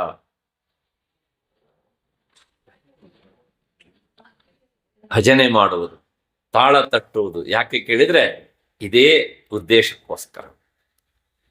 ನಮ್ಮ ಮನಸ್ಸು ಆ ಕಡೆಗೆ ಹೊರಗಿನ ಶಬ್ದದಿಂದ ಒಳಸರಿದು ನೇರವಾಗಿ ಅವನ ಕಡೆ ಹೋಗಿ. ನಾವೇ ತಟ್ತಾ ಇದ್ರೆ ಹೊರಗಿನ ಶಬ್ದ ಕೇಳಿಸೋದಿಲ್ಲ, ನಾವೇ ಹಾಡ್ತಾ ಇದ್ರೆ ಹೊರಗಿನ ಶಬ್ದ ಕೇಳೋದಿಲ್ಲ. ಆಗ ನಮ್ಮ ಮನಸ್ಸು ಅವನ ಕಡೆ ಹೋಗೋದಕ್ಕೆ ಅದು ಹೆಚ್ಚು ಸಹಕಾರಿ ಆಗ್ತದೆ. ಹಾಗಾಗಿ ಈ ಭಕ್ತಿ ಮಾರ್ಗಕ್ಕೆ ಅಧಿಕಾರಿಗರು, ಅರ್ಹರು ಯಾರು ಅಂತಂದ್ರೆ ಮನುಷ್ಯ ಮಾತ್ರರಲ್ಲ. ನೆನ್ಪಿಟ್ಕೊಳ್ಬೇಕು ನಾವು. ಮೂಕ ಪ್ರಾಣಿಗಳು ಇದಕ್ಕೆ ಅರ್ಹರು. ಭಾಗವತದಲ್ಲಿ ಗಜೇಂದ್ರ ಮೋಕ್ಷದ ಕಥೆ ನೀವು ಕೇಳಿರ್ತೀರಿ. ಆ ಮೊಸಳೆ ಕಾಲು ಹಿಡಿದು ಎಳಿತಾ ಇರುವಾಗ ಆ ಸಲಗ ಅದನ್ನು ರಕ್ಷಣೆ ಮಾಡೋದಕ್ಕೆ ಎಲ್ಲ ಆನೆಗಳ ಬೇರೆ ಬೇರೆ ಆನೆಗಳೆಲ್ಲ ಬಂದು ಸಹಾಯ ಮಾಡುವಂತೆ. ಆದ್ರೆ ಯಾವ ಆನೆಯಿಂದಲೂ ಈ ಗಜೇಂದ್ರನ ರಕ್ಷಣೆ ಮಾಡ್ಲಿಕ್ಕೆ ಆಗ್ಲಿಲ್ಲ. ಆಗ ಗಜೇಂದ್ರ ವಿಚಾರ ಮಾಡ್ತಾನೆ, ನನ್ನವ್ರು ಯಾರು ನನ್ನನ್ನ ರಕ್ಷಣೆ ಮಾಡ್ಲಿಕ್ಕೆ ಆಗೋದಿಲ್ಲ, ನನ್ನನ್ನು ರಕ್ಷಿಸುವನು ಒಬ್ಬನೇ ಒಬ್ಬ ಈಗ ಅಂತ ಹೇಳಿ ತೀರ್ಮಾನ ಮಾಡಿ ಕೊನೆಗೆ ಆತ ಏನ್ ಮಾಡ್ದ ಅಂದ್ರೆ, ಇದು ನನ್ನ ಕೊನೆಯ ಪ್ರಯತ್ನ ಅಂಥೇಳಿ ತನ್ನ ಸುಂಡಲನ್ನ ಚಾಚಿ ಯಾವುದೋ ಒಂದು ಸಿಕ್ಕಿದ ಹೂವನ್ನ ತೆಗೆದು ಹಾಕಿಬಿಟ್ಟ ಮೇಲೆ. ಇದು ನಿನಗೆ ಸಮರ್ಪಿತ. ಆ ಹೂವಿನ ಜೊತೆಗೆ ಗಜೇಂದ್ರನ ಮನಸ್ಸು ಪೂರ್ತಿಯಾಗಿ ಪರಿಪೂರ್ಣವಾಗಿ ಸೇರಿಕೊಂಡಿತ್ತು. ಯಾವುದು ಜನ್ಮದ ಸಾಧನೆಯೋ? ಗರುಡಾರೂಢ ಜ್ಞಾನ ಮಾರ್ಗ ಮನುಷ್ಯರಿಗೆ ಸೀಮಿತ, ಆದ್ರೆ ಭಕ್ತಿ ಮಾರ್ಗ ಪ್ರಾಣಿ ಮಾತ್ರಕ್ಕೆ ಸೀಮಿತ, ಪಶುವರ್ಗಕ್ಕೂ ಹರಿದು ಬರ್ತದೆ. ಅದು ನಾರದರ ಮಾತಿನ ಅರ್ಥ ಇಲ್ಲಿವರೆಗೆ ಬರ್ತದೆ. ಹಾಗಾಗಿಯೇ ಈ ಎಲ್ಲ ಯೋಗಗಳಿಗಿಂತಲೂ ಸಹ ಭಕ್ತಿ ಮಾರ್ಗ ಶ್ರೇಷ್ಠ. ಆಯ್ತು. ಹಾಗಿದ್ರೆ ಇಂಥ ಭಕ್ತಿಯಲ್ಲಿ ಒಟ್ಟು ಎಷ್ಟು ವಿಧ ಅಂದ್ರೆ ಪ್ರಧಾನವಾಗಿ 2 ವಿಧ. ಒಂದು ಅದನ್ನ ಅಪರಾಭಕ್ತಿ ಅಂತ ಕರೀತಾರೆ. ಅಪರಾಭಕ್ತಿ ಅಂದ್ರೆ ಸಗುಣ ಭಕ್ತಿ ಅಂತ ಅರ್ಥ. ಇನ್ನೊಂದು ಪರಾಭಕ್ತಿ. ಹಂಗಂದ್ರೆ ನಿರ್ಗುಣ ಭಕ್ತಿ ಅಂತ ಅರ್ಥ. ಒಂದು ಸಗುಣ ಭಕ್ತಿ, ಇನ್ನೊಂದು ನಿರ್ಗುಣ ಭಕ್ತಿ. ಸಗುಣ ಭಕ್ತಿ ಅಂದ್ರೆ ಏನು ಅಂದ್ರೆ ಭಗವಂತನ ಯಾವುದಾದರೂ ಒಂದು ರೂಪವನ್ನ, ಅವನು ಕುಳಿತಿರುವ ರೂಪ ಆಗಿರಬಹುದು, ಮಲಗಿರುವ ರೂಪ ಆಗಿರಬಹುದು, ನಿಂತಿರುವ ರೂಪ ಆಗಿರಬಹುದು, ಈ ಯಾವುದಾದ್ರೂ ರೂಪವನ್ನ ಮನಸ್ಸಿಗೆ ತಂದುಕೊಂಡು, ಮನಸ್ಸಿಗೆ ತರಲಿಕ್ಕೆ ಕಷ್ಟ ಆದ್ರೆ ಪಟವನ್ನ ಇರಿಸಿಕೊಂಡು ಅವನ ಒಂದೊಂದು, ಪುರುಷ ದೇವತೆ ಆದ್ರೆ ಕಾಲಿನಿಂದ ತಲೆಯವರೆಗೆ ಚಿಂತನೆ ಮಾಡ್ಬೇಕು, ಅವನ ಅಂಗುಷ್ಠ ಚಿಂತನೆ ಮಾಡ್ಬೇಕು. ಹೇಗೆ? ಈ ಅಂಗುಷ್ಠದಿಂದಲೇ ಗಂಗೆ ಹರಿದು ಬಂದದ್ದಲ್ವಾ, ಹೀಗೆ. ಹಾಗೆ ಒಂದೊಂದು ಅವಯವಗಳಲ್ಲೂ ಸಹ ದೃಷ್ಟಿಯನ್ನ ಇಡ್ತಾ ಇಡ್ತಾ ಇಡ್ತಾ, ದೃಷ್ಟಿಯ ಜೊತೆಗೆ ಮನಸ್ಸು, ಬರೇ ದೃಷ್ಟಿ ಅಲ್ಲ, ದೃಷ್ಟಿ ಅಲಾಂಗ್ ವಿತ್ ದ ಮೈಂಡ್, ಇಡ್ತಾ ಇಡ್ತಾ ಇಡ್ತಾ ಕೊನೆಗೆ ಬಂದು ಎಲ್ಲಿ ನಿಲ್ಲಬೇಕು ಅಂತಂದ್ರೆ ಅವನ ಮಂದಹಾಸದ ಮುಗುಳು ನಗೆಯಲ್ಲಿ ನಮ್ಮ ದೃಷ್ಟಿಯನ್ನ ಕೇಂದ್ರೀಕರಿಸಬೇಕು. ಕಪಿಲ ವಾಸುದೇವ ತನ್ನ ತಾಯಿಯ ಅಂತ ದೇವಭೂತಿಗೆ ಈ ವಿಚಾರವನ್ನ ಹೇಳ್ತಾನೆ ಭಾಗವತದೊಳಗೆ. ಹೇಗಿದೆ ಈ ಭಕ್ತಿ ಅಂದ್ರೆ ಭಗವಂತನನ್ನೇ ಕಾಣ್ತಾ ಕಾಣ್ತಾ ಕಾಣ್ತಾ ಹೀಗೆ ಧ್ಯಾನ ಮಾಡೋದು. ಅವನ ಕೈಯನ್ನು ಧ್ಯಾನ ಮಾಡಬಹುದು, ಕಾಲನ್ನು ಧ್ಯಾನ ಮಾಡಬಹುದು, ನಾಭಿಯನ್ನು ಧ್ಯಾನ ಮಾಡಬಹುದು. ನಾಭಿ ಧ್ಯಾನ ಮಾಡಬೇಕಿದ್ರೆ ಈ ನಾಭಿಯಿಂದಲೇ ಅಲ್ವಾ ಚತುರ್ಮುಖ ಸೃಷ್ಟನಾದದ್ದು. ಆ ಚತುರ್ಮುಖ ಕುಳಿತಿದ್ದೆಲ್ಲಿ ಕಮಲ, ಅದೇ ಬ್ರಹ್ಮಾಂಡ. ಆ ಬ್ರಹ್ಮಾಂಡಕ್ಕೆ ಕಾರಣನಾಗಿ ಕೆಳಗೆ ಕಾಣದೇ ಇರುವವನು ಯಾರು? ಭಗವಂತ. ಕಾಣಲಿಲ್ಲ ಅನ್ನೋ ಮಾತ್ರಕ್ಕೆ ಅವನಿಲ್ಲ ಅಂತ ಹೇಳೋದಕ್ಕಾಗೋದಿಲ್ಲ ಅಲ್ವಾ. ಯಾವುದು ಕಾಣ್ತದೆ ಅದು ಮಾತ್ರ ಇದೆ, ಯಾವುದು ಕಾಣೋದಿಲ್ಲ ಅದಿಲ್ಲ ಅಂತ ಹೇಳೋದು ಮೂರ್ಖರ ವಿಚಾರ, ದಡ್ಡನ ವಿಚಾರ. ಅದು ಒಂದು ಉದಾಹರಣೆ ಕೊಟ್ಬಿಡ್ತೇನೆ. ಹಾಲಿನಲ್ಲಿ ತುಪ್ಪ ಇದೆಯೋ ಇಲ್ವೋ? ಇಲ್ಲ. ಯಾಕೆ? ಯಾರ ನೋಡಿದ್ದೀರಾ? ಇಲ್ಲ. ಅದೇನ್ ಮಾಡಬೇಕು? ಅದನ್ನ ಕಾಯಿಸಬೇಕು, ಪ್ರೋಸೆಸ್ ಆಗ್ಬೇಕು ಅಲ್ವಾ. ಒಂದು ಅದಾದ್ಮೇಲೆ ಸ್ವಲ್ಪ ಆರ್ಬೇಕು, ಆಮೇಲೆ ಹೆಪ್ಪ ಹಾಕ್ಬೇಕು, ಎರಡನೇ ಪ್ರೋಸೆಸ್. ಹೌದು ತಾನೆ? ಅದಾದ್ಮೇಲೆ ಕೆನೆ ಕಟ್ತದೆ, ಅದಾದ್ಮೇಲೆ ಕಡಿಬೇಕು, ಅದಾದ್ಮೇಲೆ ಮತ್ತೆ ಪುನಃ ಬೆಣ್ಣೆ ತೆಗಿಬೇಕು, ಆಮೇಲೆ ತುಪ್ಪ ಆಗ್ತದೆ. ಹಾಗಿದ್ರೆ ಇಲ್ಲದೆ ಇದ್ದಿದ್ರೆ ಮೂಲತಃ ಹಾಲಿನಲ್ಲಿ ತುಪ್ಪ ಹೇಗೆ ಬಂತು? ಇಲ್ವೇ ಇಲ್ಲ ಅಂತ ನಾವು ಪ್ರೂವ್ ಮಾಡ್ಲಿಕ್ಕೆ ಆಗೋದಿಲ್ಲ. ಆಗ್ತದ್ಯಾ? ಇಲ್ಲದೆ ಇದ್ರೆ ಹೇಗೆ ಬಂತು? ಹಾಗಿದ್ರೆ ಇದ್ದಿದ್ ಕಾಣ್ಲಿಲ್ವಲ್ಲ ಅಂದ್ರೆ ಇದ್ದಿದ್ದೆಲ್ಲ ಕಾಣಬೇಕು ಅನ್ನುವ ನಿಯಮ ಇಲ್ಲ. ಅದನ್ನ ಕಾಣುವುದಕ್ಕೆ ಅಂತರದೃಷ್ಟಿ ಬೇಕು ಅಲ್ವಾ. ಹಾಗಾಗಿ ಈ ಬ್ರಹ್ಮಾಂಡಕ್ಕೆ ಆಧಾರನಾಗಿ ನಮಗೆ ಕಣ್ಣಿಗೆ ಕಾಣದೇ ಇರುವವನು ಪರಮಾತ್ಮನಿದ್ದಾನೆ. ಅವನನ್ನ ನೀವು ವಿಷ್ಣು ಅಂತನಾದ್ರೂ ಕರೀರಿ, ಪರಶಿವ ಅಂತನಾದ್ರೂ ಕರೀರಿ, ಜಗನ್ಮಾತೆ ಅಂತನಾದ್ರೂ ಕರೀರಿ. ಅದು ನಿಮ್ಮ ನಿಮ್ಮ ಸಂಸ್ಕಾರಕ್ಕೆ ತಕ್ಕ ಹಾಗೆ ಆ ಆಕಾರ ಇಷ್ಟ ಆಗತ್ತೆ. ಒಂದೇ ಮನೆಯಲ್ಲಿ ಒಬ್ಬನಿಗೆ ವಿಷ್ಣು ಇಷ್ಟ ಆಗ್ಬೋದು, ಇನ್ನೊಬ್ಬನಿಗೆ ಶಿವ ಇಷ್ಟ ಆಗ್ಬೋದು, ಇನ್ನೊಬ್ಬನಿಗೆ ಗಣಪತಿ ಇಷ್ಟ ಆಗ್ಬೋದು, ಇನ್ನೊಬ್ಬನಿಗೆ ಜಗನ್ಮಾತೆ ಇಷ್ಟ ಆಗ್ಬಹುದು. ಇನ್ನೊಬ್ಬ ಹೇಳ್ಬೋದು ನನಗೆ ಇದು ಯಾವುದೂ ಬೇಡ, ಆ ಬೆಳಕಿನ ಪುಂಜ ಬೇಕು, ಸೂರ್ಯನನ್ನೇ ನಾನು. ವೆರಿ ಗುಡ್, ಬಹಳ ಸಂತೋಷ. ಯಾಕೆ? ಸೂರ್ಯ ಪ್ರತ್ಯಕ್ಷ ದೇವ ಅಲ್ವಾ. ಹಾಗಾಗಿ ಯಾವುದಾದ್ರೂ ಆಗ್ಬೋದು ಅವರವರ ಬುದ್ಧಿಯ ಸಂಸ್ಕಾರಕ್ಕೆ ತಕ್ಕ ಹಾಗೆ. ಹಾಗೆ ಇದು ಸಗುಣ ಭಕ್ತಿ. ಇನ್ನೊಂದುಂಟು ನಿರ್ಗುಣ ಭಕ್ತಿ ಅಂತ. ಆ ನಿರ್ಗುಣ ಭಕ್ತಿ ಅಂದ್ರೆ ಪರಮಾತ್ಮನ ನಿರಾಕಾರವನ್ನ ಚಿಂತಿಸುವುದು. ಅಲ್ಲ, ನಿರಾಕಾರವನ್ನ ಚಿಂತನೆ ಮಾಡೋಕ್ಕಾರು ಆಗತ್ತನ್ರಿ ಅಂತಂದ್ರೆ ಯಾಕೆ ಆಗೋದಿಲ್ಲ ಕೇಳ್ತದೆ ಶಾಸ್ತ್ರ. ಆಗತ್ತೆ. ಹಾಗಿದ್ರೆ ನಿರ್ಗುಣ ಅಂದ್ರೇನು? ಸಗುಣದಲ್ಲಿ ಭಗವಂತನ ಕರ, ಚರಣ ಆದಿ ಅವಯವಗಳೆಲ್ಲ ನಮಗೆ ಧ್ಯಾನಕ್ಕೆ ಸಿಗ್ತವೆ. ದಟ್ ಈಸ್ ವೆರಿ ಈಸಿ ಧ್ಯಾನ ಮಾಡೋದು, ಭಕ್ತಿಯನ್ನ ಇಡೋದು. ನಿರ್ಗುಣದಲ್ಲಿ ಅದು ಯಾವುದು ಇರೋದಿಲ್ಲ. ಅಂದ್ರೆ ನಮ್ಮ ಆರಾಧ್ಯವಾದ ರಾಮನ ಆಕಾರವೂ ಇಲ್ಲ, ಕೃಷ್ಣನೂ ಇಲ್ಲ, ಜಗನ್ಮಾತೆಯೂ ಇಲ್ಲ, ಯಾವುದೂ ಇಲ್ಲ. ಹಾಗಿದ್ರೆ ಏನು ಕೇಳಿದ್ರೆ ಒಳಮುಖವಾಗಿ ವಿಚಾರ ಮಾಡ್ತಾ ಹೋಗ್ಬೇಕು. ಹಾಗೆ ನಾನು ಮನಸ್ಸಿನಿಂದ ನೋಡ್ತಾ ಇದ್ದೆ, ಕಣ್ಣಿನಿಂದ ನೋಡ್ತಾ ಇದ್ದೇನೆ, ಮನಸ್ಸು ವಿಚಾರ ಮಾಡ್ತಾ ಇದೆ. ಮನಸ್ಸು ಜಡ, ಅದಕ್ಕೆ ವಿಚಾರ ಮಾಡುವ ಶಕ್ತಿ ಇಲ್ಲ. As per Vedanta mind is inert, ಜಡ. ಆಯ್ತು. ಹಾಗಾಗಿ ಇಲ್ಲಿ ನಾನು ನಾನು ಅಂತ ಎಲ್ಲರೂ ಹೇಳ್ಕೊಳ್ತಾ ಇರ್ತೇವಲ್ಲ, ಈ ನಾನು ಅಂದ್ರೆ ಯಾರು? ನಿರ್ಗುಣ ಭಕ್ತಿಯ ಜಟಿಲತೆಯನ್ನು ಹೇಳ್ತಾ ಇದ್ದೇನೆ ನಿಮಗೆ. ದೇಹದಲ್ಲಿ ನಾನು ಅಂದ್ರೆ ಯಾರು? ಕಾಲ ನಾನು, ಕೈ ನಾನ, ಕಂಠ ನಾನ, ಕಿವಿ ನಾನ, ಮೂಗು ನಾನ, ಯಾವುದು ನಾನು? ವಿಚಾರ ಮಾಡ್ಬೇಕಲ್ವ ನಾವು? ಹೌದು ತಾನೆ?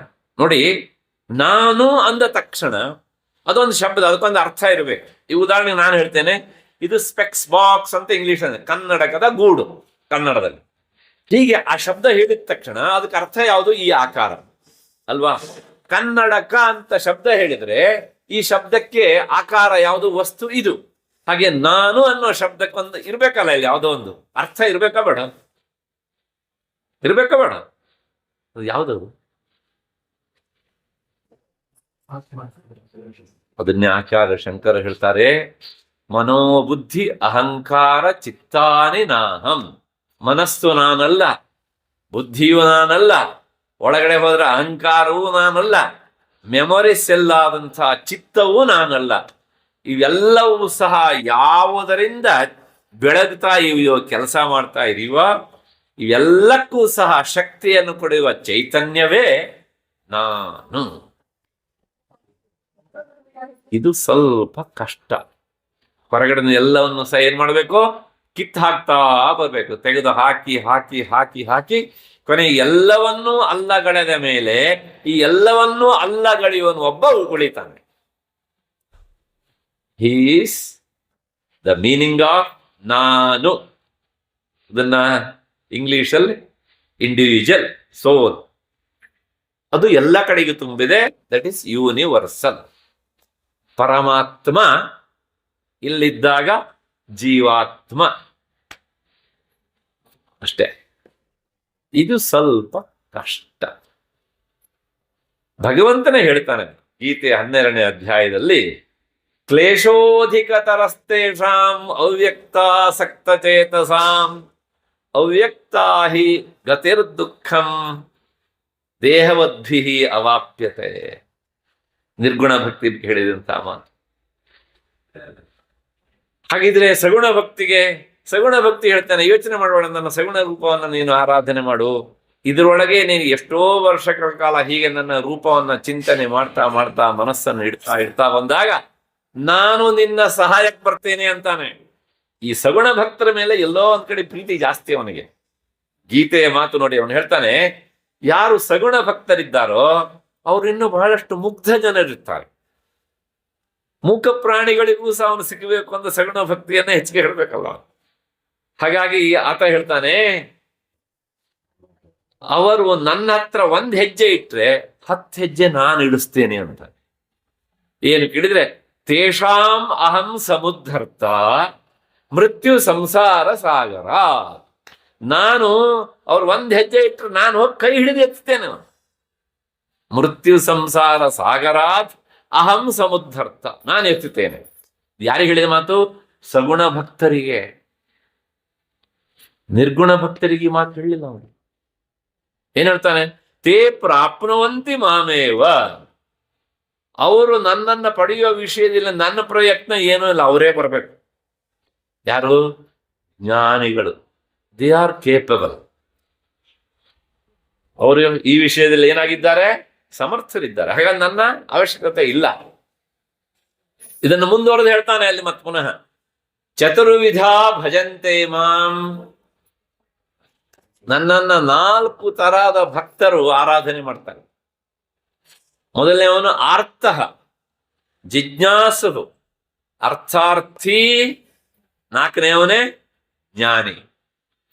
ಜ್ಞಾನೀಚ ಭರತರ್ಷಭ ಅಲ್ವಾ? ಆರ್ತರು ಅಂದ್ರೆ ಯಾರು ಅಂದ್ರೆ, ಇವರೆಲ್ಲ ಒಂದು ರೀತಿಯಲ್ಲಿ ಸಂಕಟ ಬಂದಾಗ ವೆಂಕಟರಮಣ ಅಂತ ಹೇಳುವವರು.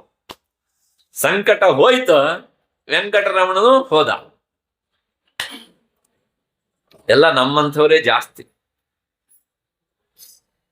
ಕಷ್ಟ ಬಂದಾಗ ಮಾತ್ರ ಅಷ್ಟೇ.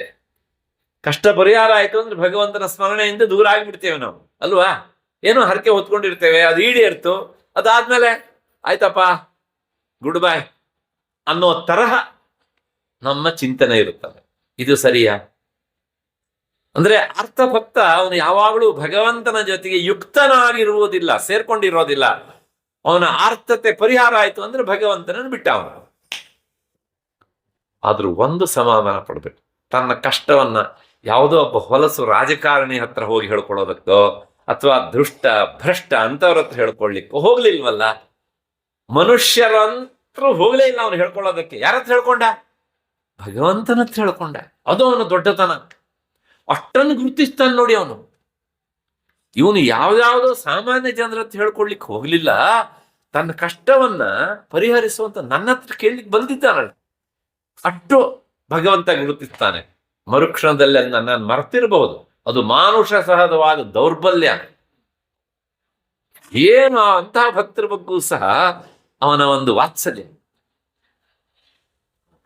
ಇಂಥವರೆಲ್ಲ ಇದ್ದಾರೆ ಬೇಕಷ್ಟು ಜನ. ನಮ್ಮ ಇತಿಹಾಸದಲ್ಲಿ ತುಂಬಾ ಜನ ಸಿಗ್ತಾರೆ ಇಂಥವರೆಲ್ಲ. ಮತ್ ನಾನು ಹೆಸರು ಹೇಳಲಿಕ್ಕೆ ಹೋಗೋದಿಲ್ಲ. ರಾಮಾಯಣದ ಸುಗ್ರೀವನೇ ಇದಕ್ಕೆ ನೇರ ಉದಾಹರಣೆ.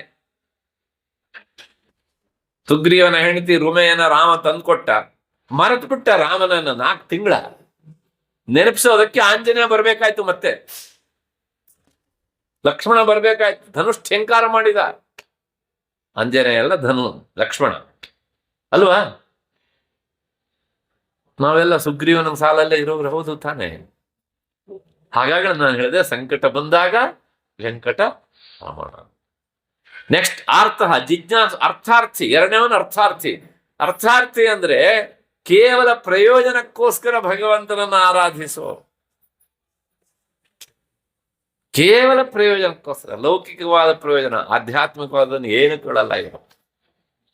ಅಂಥವರನ್ನು ತನ್ನ ಭಕ್ತ ಅಂತ ಪರಿಗಣನೆ ಮಾಡ್ತಾನೆ. ಯಾಕೆಂದ್ರೆ ಕೊನೆ ಪಕ್ಷ ನನ್ನಲ್ಲಿ ಕೇಳ್ತಿದ್ದಾನಲ್ಲ, ಇನ್ಯಾರ ಹತ್ರ ಕೇಳಲಿಕ್ಕೆ ಹೋಗ್ಲಿಲ್ವಲ್ಲ. ನನ್ನ ಕಷ್ಟ ಪರಿಹಾರ ಆಗ್ಲಿ ಅಂತ ಹೇಳಿ ಇದಕ್ಕೆ ಹೋಗ್ಲಿಲ್ಲ, ಕುದುರೆ ಬಾಲಕ್ ಪಟ್ಲಿಕ್ಕೆ ಹೋಗ್ಲಿಲ್ಲ. ಗೊತ್ತಾಯ್ತಲ್ಲ ಏನ್ ಹೇಳಿದೆ ಅಂತ. ಕ್ಲಬ್ಬಿಗೆ ಹೋಗ್ಲಿಲ್ಲ, ಅದರಿಂದ ಗಳಿಸಿ ನಾನೇನೋ ದೊಡ್ಡವನಾಗ್ಬಿಡ್ತೇನೆ ಅಂತ ವಿಚಾರಕ್ಕೆ ಬಿದ್ದಿಲ್ವಲ್ಲ. ಅದೇ ಅವನ ದೊಡ್ಡತನ ಅಂತ ಅವನು ಗುರುತಿಸ್ತಾನಂತ. ಅರ್ಥ ಅಂದ್ರೆ ಪ್ರಯೋಜನ ಅಂತ. ದುಡ್ಡು ಕಾಸಿಗೋಸ್ಕರಲೇ ಭಗವಂತನನ್ನ ಪ್ರಾರ್ಥನೆ ಮಾಡೋರು. ಒಂದು ಮನೆ ಇದೆ ಸಾಕಾಗೋದಿಲ್ಲ, ಇನ್ನೊಂದು ಸೈಟ್ ಕೊಡ್ಸಪ್ಪ ಬೆಂಗಳೂರೊಳಗೆ ಅಂತ ಅವನನ್ನೇ ಕೇಳೋ. ಇಂಥವರೆಲ್ಲ ಅರ್ಥಾರ್ಥಿಗಳು. ಇಂಥವರು ಬೇಕಷ್ಟು ಜನ ಇದ್ದಾರೆ ನಮ್ಮ ಇತಿಹಾಸದೊಳಗೆ. ಮೂರನೆಯವರು ಜಿಜ್ಞಾಸು. ಜಿಜ್ಞಾಸು ಅಂದ್ರೆ ಭಗವತ್ ತತ್ವವನ್ನ ತಿಳಿಬೇಕು ಅಂತ ಬಯಸುವವರು. ಅವನನ್ನು ತಿಳಿಬೇಕು. ಮಹಾಭಾರತದ ಭೀಷ್ಮ, ವಿದುರ, ರಾಮಾಯಣದಲ್ಲಿ ಆಂಜನೇಯ. ಈ ಕಾಲದಲ್ಲೂ ಇಂಥ ಸ್ವಭಾವದವರು ಬೇಕಷ್ಟು ಜನ ನಮಗೆ ಸಿಗ್ತಾರೆ. ಅವ್ರಿಗೆ ಇನ್ನೇನಲ್ಲ, ಆ ಪರತತ್ವವನ್ನು ನಾನು ತಿಳಿಬೇಕು ಅಂದ್ರೆ ತಪಸ್ ಮಾಡ್ತಾ ಕೂತಿರ್ತಾರೆ. ಆ ತಪಸ್ಸಿನ ಉದ್ದೇಶ ಅದೇ, ಜಿಜ್ಞಾಸ ಪ್ರವೃತ್ತಿ. ಜಿಜ್ಞಾಸ ಅಂದ್ರೆ ಜ್ಞಾತುಂ ಇಚ್ಛಾ, ಅವನನ್ನು ತಿಳಿಬೇಕು ಅಂತ ಬಯಸುವಂತಹ ಸ್ವಭಾವ. ಅದರ ಒಂದಂದ್ರೆ ಈ 3 ಜನರಲ್ಲಿ ಸಮಾನವಾದ ದೌರ್ಬಲ್ಯ ಉಂಟು. ಏನಂದ್ರೆ ಅರ್ಥಾರ್ಥಿ ಮೊದಲನೇವನು, ಆರ್ಥ ಕಷ್ಟ ಪರಿಹಾರ ಆಯ್ತು, ಭಗವಂತನ ಮರಿತಾನೆ. ಅರ್ಥಾರ್ಥಿ ಭಗವಂತ ಇವನು ಕೇಳಿದ್ದನ್ನು ಕೊಟ್ಟ, ಅವನನ್ನು ಮರಿತಾನೆ. ಜಿಜ್ಞಾಸು, ಪರವಾಗಿಲ್ಲಪ್ಪ, ನಾನು ಸ್ವಲ್ಪ ಅರ್ಥ ಆಗ್ತದೆ ಅಂತ ಅನಿಸುವಾಗ ಸ್ವಲ್ಪ ದೂರ ಆಗ್ತಾ ಬರ್ತಾನೆ. ನನಗೆಲ್ಲ ಗೊತ್ತಾಯ್ತು ಅಂತ ಹಿಂಗಂತಾನೆ ಅವನು ಮಾಡೋ ತಪ್ಪು. ಅದರ 4ನೇವನಿದ್ದಾನಲ್ಲ, ಯಾರು? ಜ್ಞಾನಿ. ಅವನ ಬಗ್ಗೆ ಒಂದು ಮಾತು ಹೇಳ್ತಾನೆ, ಅವನು ನಿತ್ಯಯುಕ್ತ. Always he is with me. ನನ್ನ ಜೊತೆಗೆ ಅವನೇ ಜ್ಞಾನಿ. ಮುಂದುವರೆದು ಹೇಳ್ತಾನೆ, ಜ್ಞಾನೀತು ಆತ್ಮೈವ ಮೇಮತಂ. ಆ ಜ್ಞಾನಿ ಅವನು ನನಗಿಂತ ಬೇರೆ ಅಲ್ಲ. ಆತ್ಮೈವ, ನಾನೇ. ನಾನು ಬೇರೆ ಅಲ್ಲ, ಅವನು ಬೇರೆ ಅಲ್ಲ. ಅವನೊಂದು ಮಾತು ಹೇಳಿದ ಅಂದ್ರೆ ಅದು ನಂದೇ ಮಾತಾಗಿರ್ತದೆ. ಭಾಗವತದಲ್ಲಿ ಇದಕ್ಕೆ ಉದಾಹರಣೆ ಸಿಗ್ತದೆ. ಜಯ ವಿಜಯರು ಸನಕಾದಿಗಳಿಗೆ ಅವರ ವಿಷಯದಲ್ಲಿ ತಪ್ಪನ್ನು ಮಾಡಿಬಿಟ್ರು. ಒಳಗಡೆ ಬಿಡೋದಿಲ್ಲ ಅಂತ ದರ್ಶನಕ್ಕೆ ಬಂದಾಗ. ಕತೆ ಗೊತ್ತು ನಿಮಗೆ. ಭಗವಂತನ ದರ್ಶನಕ್ಕೆ ವೈಕುಂಠಕ್ಕೆ ಬಂದಿದ್ದಾರೆ ಸನಕಾದಿಗಳು. ಅವ್ರು ಹೇಗಿದ್ರು ಒಂದು 5 ವರ್ಷದ ಬಾಲಕರ ತರ ಇದ್ರಂತೆ. ಸಾಲದ್ದಕ್ಕೆ ಪಾಪ ಎಲ್ಲರೂ ಸಹ ದಿಗಂಬರರಾಗಿದ್ರು, ನೇಕೆಡ್ ಆಗಿದ್ರು. ಅದನ್ನ ನೋಡಿದಾಗ ಆ ದ್ವಾರಪಾಲಕರಿಗೆ ಅನಿಸ್ತದೆ, ಜಯ ವಿಜಯಗೆ ಬಟ್ಟೆ ಇಲ್ಲ ಇವರಿಗೆ, ಇನ್ನು ಬಚ್ಚಗಳು, ಇವ್ರೇನ್ ನೋಡೋದು, ಇವನು ಹೋಗ್ರ. ತಕ್ಷಣ ಕೊಟ್ಟೇ ಬಿಟ್ರು ಶಾಪನ. ಭಗವಂತನ ಸನ್ನಿಧಿಯಲ್ಲಿ ಇಷ್ಟು ವರ್ಷದಿಂದ ಇದ್ದೀರಾ, ಗೊತ್ತಾಗಲ್ವಾ ನಿಮಗೆ? ಹೋಗಿ ಭಗವಂತನ ಮರೆತು ಭೂಲೋಕದಲ್ಲಿ ಜನ್ಮವೆತ್ತಿ ಅಂತ ಯಾವ ಶಾಪ ಕೊಟ್ಟರು ಆಗ ಜ್ಞಾನೋದಯ ಆಯ್ತು. ಓಹ್, ತಪ್ಪು ಮಾಡಿಬಿಟ್ರು ಅಂತ ಅಷ್ಟೊತ್ತಿಗೆ ಬಂದ ಭಗವಂತ. ನೋಡಿ, ಒಳಗೆ ಹೋಗ್ಲಿಲ್ಲ, ಅವನೇ ಬಂದ. ತಕ್ಷಣ ಅವರು ನಡುಕ್ತಾ ಇದ್ದಾರೆ. ಅವ್ರು ಅಂದ್ಕೊಂಡ್ರು ಜಯ ವಿಜಯರು, ನಮ್ಮ ಸ್ವಾಮಿ ಬಂದ, ಪ್ರಾಯಶಃ ನಮಗೆ ಇವಾಗ ಪರಿಹಾರ ಮಾಡ್ತಾನೆ. ಅವನು ಹೇಳ್ತಾನೆ, ನಾರಾಯಣ ಹೊರಕ್ಕೆ ಬಂದವನು, ಇಲ್ಲ ನಿಮಗೆ ಕ್ಷಮೆ ಇಲ್ಲ. ಒಂದೇ ಆಪ್ಷನ್ ಅಂದ, ಒಂದು 3 ಜನ್ಮದಲ್ಲಿ ನನ್ನ ಶತ್ರುಗಳಾಗಿ ಬನ್ನಿ, ಅದಿಲ್ಲ ಅನೇಕ ಜನ್ಮವನ್ನ ತಾಳಿ ಭಕ್ತಿ ಮಾರ್ಗವನ್ನು ಅನುಸರಿಸ್ಕೊಂಡು ಬನ್ನಿ, ಯಾವುದನ್ನಾರು ಆಯ್ಕೆ ಮಾಡಿ. ಅಲ್ಲ, ನಾವು ಮಾಡಿ ತಪ್ಪಾಯ್ತು, ಎಕ್ಸ್ಕ್ಯೂಸ್ ಇಲ್ಲ. ಅವ್ರು ಹೇಳಿದ್ದಾರೆ ಅಂದ್ರೆ ಅದು ನಂದೇ ಮಾತು. ಜ್ಞಾನಿಗಳ ವಿಷಯದಲ್ಲಿ ನನ್ನ ಕೈ ತಪ್ಪು ಮಾಡಿದ್ರೆ ನಾನು ಕಡ್ದಾಕ್ತೇನೆ ಎಂದು ಅದನ್ನ ಭಾಗವತ ತೆಗೆದು ನೋಡಿ, 3ನೇ ಸ್ಕಂದದಲ್ಲಿ ಈ ವಿಷಯ ಬರ್ತದೆ. ಛಿಂದ್ಯಾಂ ಸ್ವಬಾಹುಮಪಿ, ಇದೇ ಶಬ್ದ ಇರೋದು. ಯಾಕೆ ಅಂದ್ರೆ ಜ್ಞಾನಿ ಬೇರೆ ಅಲ್ಲ, ನಾನು ಬೇರೆ ಅಲ್ಲ. ನಾನು ಒಳಗಿದ್ದೇನೆ, ನನ್ನ ಅಂತರಂಗದ ಮಾತನ್ನು ಅವರು ಇಲ್ಲಿ ಹೇಳಿದ್ದಾರೆ ಅಷ್ಟೇ. ಹಾಗೆ ಅವರು ಹೇಳಿದಾಗೆ ನೀವು ಈ ಶಾಪವನ್ನು ಅನುಭವಿಸಲೇಬೇಕು. ಹಾಗಾಗಿ ಈ ಜ್ಞಾನಿಗಳ ವಿಷಯದಲ್ಲಿ ಅವನಿಗೆ ಅಷ್ಟಾದಂತಹ ಒಂದು ಗೌರವ, ಪ್ರೀತಿ. ಅವರೇ ನಾನು. ಈ ಮೊದಲು 3ರ ಬಗ್ಗೆ ಹೀಗೆ ಹೇಳ್ತಾನೆ, ಜ್ಞಾನಿ ನಿತ್ಯಯುಕ್ತ. ಆದರೂ ಸಹ ಈ ಸಗುಣ ಭಕ್ತರ ಬಗ್ಗೆ ಭಗವಂತನ ವಾತ್ಸಲ್ಯ ನಿರಂತರ ಇರ್ತದೆ. ಅದಕ್ಕೊಂದು 2 ನ್ಯಾಯ ಉಂಟು. ಸಗುಣ ಭಕ್ತರನ್ನು ಹ್ಯಾಕ್ ಕಾಪಾಡ್ತಾನೆ, ನಿರ್ಗುಣ ಭಕ್ತರನ್ನು ಹ್ಯಾಕ್ ಕಾಪಾಡ್ತಾನೆ. ಸಂಸ್ಕೃತದಲ್ಲಿ ಒಂದು ಮಾರ್ಜಾರ ಕಿಶೋರ ನ್ಯಾಯ ಅಂತ ಉಂಟು. ಮಾರ್ಜಾರ ಅಂದ್ರೆ ಬೆಕ್ಕು, ಕಿಶೋರ ಅಂದ್ರೆ ಮರಿ. ಈ ಬೆಕ್ಕು ಮರಿ ಹಾಕಿದ್ಮೇಲೆ ಅದು ಕಣ್ಣು ಬಿಡೋದ್ರ ಒಳಗಡೆಗೆ 25 ಜಾಗದಲ್ಲಿ ಅದನ್ನ ಇಡ್ತದೆ ತೆಗಿತದೆ, ಇಡ್ತದೆ ತೆಗಿತದೆ. ಯಾಕೆಂದ್ರೆ ನಾಯಿಗಳು ಕಾಟ, ಅವುಗಳನ್ನು ರಕ್ಷಣೆ ಮಾಡ್ಬೇಕಲ್ಲ ಅಂತ ಹೇಳಿ ಆ ಮರಿಯನ್ನು ಕಾಪಾಡೋದಕ್ಕೆ ಅಂತ ಹೇಳಿ ಎಲ್ಲಾ ಕಡೆಯೂ ಅದೇ ಎತ್ಕೊಂಡು ಹೋಗಿ ಇಡುತ್ತೆ. ಹಾಗೆ ಎತ್ಕೊಂಡು ಹೋಗಿದ್ರೆ ತನ್ನ ಹಲ್ಲಿನನ್ನು ಕಚ್ಕೊಂಡು ಹೋಗ್ಬೇಕು, ಆದ್ರೆ ಹಲ್ಲು ನಾಟಬಾರದು, ಅವುಗಳಿಗೆ ನೋವಾಗಬಾರದು. ಸಾಲದ್ದಕ್ಕೆ ಅವುಗಳಿಗೆ ಹಾಲು ಕುಡಿಸ್ಬೇಕು, ಆದ್ರೆ ಇಲ್ಲಿ ನನ್ನ ಮರಿಗಳಿದ್ದಾವಂತೆ ಯಾರಿಗೂ ಗೊತ್ತಾಗಬಾರ್ದು. ಇಷ್ಟೆಲ್ಲ ಕಷ್ಟಪಟ್ಟು ಆ ತಾಯಿ ಬೆಕ್ಕು ತನ್ನ ಮರಿಗಳನ್ನು ಕಾಪಾಡ್ತದೆ. ಇದಕ್ಕೆ ಮಾರ್ಜಾರ ಕಿಶೋರ ನ್ಯಾಯ ಅಂತ ಹೆಸರು. ಹಾಗೆ ಸಗುಣ ಭಕ್ತರನ್ನ ಭಗವಂತ ಹೀಗೆ ಕಾಪಾಡ್ತಾನಂತೆ. ಅಂದ್ರೆ ಏನ್ ಹೇಳಂಗಾಯ್ತು, ಬೆಕ್ಕಿನ ಮರಿಯ ಪಾಲನೆ ಪೋಷಣೆಯ ಕೆಲಸದಲ್ಲಿ ಮರಿಗಳ ಹೊಣೆಗಾರಿಕೆ ಏನೂ ಇಲ್ಲ. ಇದ್ದು ಹೊಣೆಗಾರಿಕೆ ಯಾವ್ದ್ರದ್ದು? ತಾಯಿ ಬೆಕ್ಕಿನದು ಅಲ್ವಾ? ಹಾಗೆ ಸಗುಣ ಭಕ್ತರನ್ನ ರಕ್ಷಿಸುವ ಹೊಣೆಗಾರಿಕೆ ಯಾರ ಮೇಲೆ ಉಂಟು? ಅವನೇ ತಗೊಂಡ್ಬಿಟ್ಟು ಅವರಿಗೋಸ್ಕರ ಅದು ಏನು ವ್ಯವಸ್ಥೆ ಮಾಡಿ ಶ್ರದ್ಧೆ. ಆದ್ರೆ ಒಂದು ಮೊದಲು ಹೇಳಿದ್ ಮರಿಬೇರಿ, ಮಯ್ಯೇವ ಮನಾಧತ್ಸ್ವ ಮೈ ಬುದ್ಧಿಂ ನಿವೇಶಯ. ಅದು ಸೂತ್ರ, ಅದು ಅಷ್ಟೇ. ಇಷ್ಟು ಮಾಡಿದ್ರೆ ಇಷ್ಟು ಮಾಡ್ತಾನೆ. ಇನ್ನು ನಿರ್ಗುಣ ಭಕ್ತರ ಬಗ್ಗೆ ಅಲ್ಲಿ ನನ್ನ ಪಾತ್ರ ಏನೂ ಇಲ್ಲ ಅಂತಾನೆ. ಅದಕ್ಕೆ ಮರ್ಕಟ ಕಿಶೋರ ನ್ಯಾಯ. ಮರ್ಕಟ ಅಂದ್ರೆ ಕೋತಿ, ಮಂಗ. ಕಿಶೋರ ಅಂದ್ರೆ ಮರಿ ಅಂತ ಅರ್ಥ. ಈ ಮಂಗ ತನ್ನ ಮರಿಯನ್ನ ಸಾಕುವ ವಿಷಯದಲ್ಲಿ, ಸಲಹುವ ವಿಷಯದಲ್ಲಿ ತಾಯಿ ಮಂಗನ ಪಾತ್ರ ಏನೂ ಇಲ್ಲ. ಒಂದ್ಸಲ ಮರಿ ಆದ್ಮೇಲೆ ಅದನ್ನ ತನ್ನ ಎದೆಗೆ ಅವಚ್ಕೊಳ್ತು ಅಂದ್ರೆ ಆ ಮರಿ ಅಮ್ಮನ ಎದೆಯನ್ನು ಹೀಗಿಡ್ಕೊಂಡಿರ್ಬೇಕು. ಇದು ಮರದಿಂದ ಮರಕ್ಕೆ ಜಿಗಿತದೆ, ಟೊಂಗೆಯಿಂದ ಟೊಂಗಿ ಜಿಗಿತದೆ, ಬಿದ್ರು ಅದ್ರ ಹಣೆ ಬರದು. ಆದ್ರ ಮರಿ ಕೆಳಗೆ ಬೀಳೋದಿಲ್ಲ. ಯಾಕೆ? ನಿತ್ಯಯುಕ್ತ. ಅದು ಯಾವಾಗಲೂ ಆ ಮರಿ ಗೊತ್ತು ನಾನು ಅಮ್ಮನನ್ನ ಬಿಟ್ಟಿರಬಾರದು ಅಂತ. ಹಾಗೆ ಜ್ಞಾನಿ ಭಕ್ತ ಅವನನ್ನು ಬಿಟ್ಟಿರಬಾರದು ಅಂತಿರೋನು. ನಿತ್ಯಯುಕ್ತ ಉಪಾಸತೆ. ಹೇಗೆ? ಹಾಗಾಗಿ ಆ ಮರಿಯನ್ನ ಕಾಪಾಡುವ ವಿಷಯದಲ್ಲಿ ಒಂದ್ಸಲ ಹೀಗೆ ಔಚ್ಕೊಂಡಾದ್ಮೇಲೆ ಮುಗಿದು ಹೋಯ್ತು ಅದ್ರ ಕೆಲಸ. ಯಾರಿದ್ದು? ತಾಯಿ ಮಂಗನದ್ದು. ತನ್ನ ರಕ್ಷಣೆ ಯಾರು ಮಾಡ್ಕೊಳ್ಬೇಕು? ಮರಿ. ಹಾಗೆ ಜ್ಞಾನಿ ಅವನು ಮಾಡ್ಕೊಳ್ಬೇಕು. ನಮ್ಮ ಇತಿಹಾಸದನ್ನೆಲ್ಲ ನೋಡ್ತಾ ಹೋಗಿನಿ. ಅದರ ಸಗುಣ ಭಕ್ತರ ವಿಷಯದಲ್ಲಿ ಮಾತ್ರ ಅವನು ಓಡೋಡಿ ಬರ್ತಾನೆ. ಒಂದು ಘಟನೆ ಹೇಳಬೇಕು ನನಗೆ, ಒಂದೇ, ಎರಡೂರು ಘಟನೆ. ಒಂದೊಂದು ಘಟನೆ ಹೇಳುತ್ತೆ ನನಗೆ ಒಳಗಡೆಯಿಂದ, ಇದನ್ನ ಹೇಳು, ಇದನ್ನ ಹೇಳು, ಇದನ್ನ ಹೇಳು. ಪಂಢರಾಪುರದ ಆರಾಧ್ಯ ದೈವ ಇವನಿಗೆ ಸಂಬಂಧಪಟ್ಟದ್ದ ಒಂದು ಮಾತನ್ನು ಹೇಳಬೇಕು. ಸುಮಾರು 300 ವರ್ಷಗಳ ಹಿಂದೆ ಪಂಢರಾಪುರ ಬಹಳಷ್ಟು ಜನ ನೀವು ನೋಡಿದ್ದೀರಿ. ಅಲ್ಲೆಲ್ಲ ವಾಡೆ ಒಂದು ಶಬ್ದ ಉಂಟಲ್ವಾ? ಒಬ್ಬರು ವಿಠ್ಠಲೋಪಾಧ್ಯಾಯ ಅಂತ ಒಬ್ರು ಇದ್ರು ಅಲ್ಲಿ. ಅದಕ್ಕೆ ಹೆಸರು ಉಪಾಧ್ಯಾಯ ವಾಡೆ ಅಂತೇನೆ. ಅದು ಇವಾಗ ಎಲ್ಲಿದೆಯೋ ಗೊತ್ತಿಲ್ಲ ನನಗೆ. ಅವರು ಆ ಕಾಲದಲ್ಲಿ ಮನೆಯಲ್ಲಿ ಶಾಸ್ತ್ರಗಳನ್ನೆಲ್ಲ ಮಕ್ಕಳಿಗೆ ವಿದ್ಯಾಭ್ಯಾಸ ಮಾಡಿಸ್ತಿದ್ರು. ತುಂಬಾ ಜ್ಞಾನ, ತಲೆ ತುಂಬ. ಆ ವಿಠೋಬನ, ಪಾಂಡುರಂಗನ ಪರಮ ಭಕ್ತರು. ಭಗವದ್ಗೀತೆ ಅವರ ಉಸಿರು. ಹೀಗಾಗಿತ್ತು. ನಡೆದ ಘಟನೆ ಅಂತ ಒಬ್ಬ ಮಹಾಜ್ಞಾನಿ ಬರೆದಿದ್ದಾರೆ, ಅದನ್ನು ಹೇಳ್ತಿದ್ದೇನೆ ನಾನು.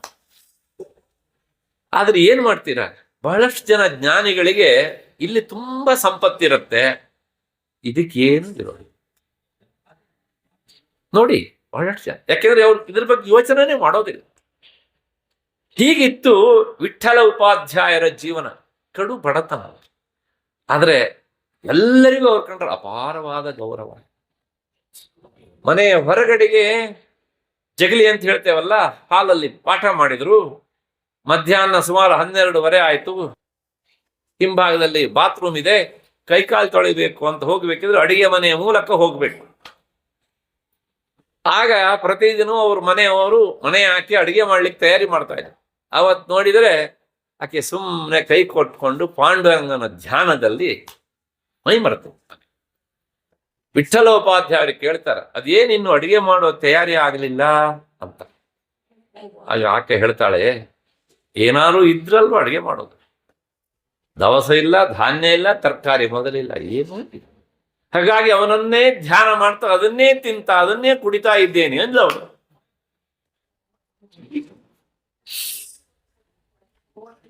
ಆಗ ತುಂಬಾ ಬೇಸರ ಆಗ್ಬಿಡ್ತು ವಿಠ್ಠಲೋಪಾಧ್ಯಾಯ. ನಿನ್ನನ್ನೇ ನಂಬಿದ್ದೇನಲ್ಲ, ನನಗೆ ಏಕಾದಶಿ ಮಾಡಿಸ್ಬಿಟ್ಟೆಲ್ಲ. ನಿನ್ನ ಮಾತಿನ ಬಗ್ಗೆ ನನಗೆ ಅಪಾರವಾದ ವಿಶ್ವಾಸ ಇತ್ತು. ಭಗವದ್ಗೀತೆ ಯಾಸ್ವಯಂ ಪದ್ಮನಾಭಸ್ಯ ಮುಖ ಪದ್ಮಾತ್ ವಿನಿಸ್ವತ, ನೀನೇ ಹೇಳಿದ ಮಾತು. ಏನು ಅಂದ್ರೆ, ಅನನ್ಯಾಶ್ಚಿಂತಯಂತೋ ಮಾಂ ಯೇ ಜನಾಃ ಪರ್ಯುಪಾಸತೆ ತೇಷಾಂ ನಿತ್ಯಾಭಿಯುಕ್ತಾನಾಂ ಯೋಗಕ್ಷೇಮಂ ವಹಾಮ್ಯಂ. ನೀನೇ ಹೇಳಿದ್ದಲ್ವಾ, ನಾನು ನಂಬ್ಕೊಂಡಿದ್ದೆ ನೀನೇ ಹೇಳಿತ್ತು ಅಂತ. ಆದ್ರೆ ನನಗೆ ಇವತ್ತು ಗೊತ್ತಾಗ್ತಾ ಉಂಟು, ಇದು ನೀನು ಹೇಳಿದ ಮಾತಲ್ಲ. ನೀನು ಹೇಳಿದ ಮಾತು ಆದದ್ದಿದ್ರೆ ನನಗೆ ಯಾಕೋ ಇವತ್ತು ಈ ಪರಿಸ್ಥಿತಿ ತಂದೆ. ನನ್ನ ಯೋಗಕ್ಷೇಮದ ಹೊಣೆಗಾರಿಕೆ ನಿಂದಲ್ವೇನೋ? ಛೇ, ನಿಂದಲ್ಲ ಇದು, ಯಾರೋ ಬೇರೆಯವರು ಈ ಮಾತನ್ನು ಬರೆದಿದ್ದಾರೆ ಅಂತ ಹೇಳಿ ಹೊರಕ್ಕೆ ಬಂದು ಇಂಥ ಡೆಸ್ಕ್ ಪುಸ್ತಕಗಳಿದ್ದು ಅಲ್ಲಿಂದ ಪೆನ್ನನ್ನು ತೆಗೆದ್ರು. ಕೆಂಪು ಮಷಿಯಿಂದ ಆ ಶ್ಲೋಕದ ಮೇಲೆ ಒಂದು ಗೆರೆಯನ್ನು ಎಳೆದು,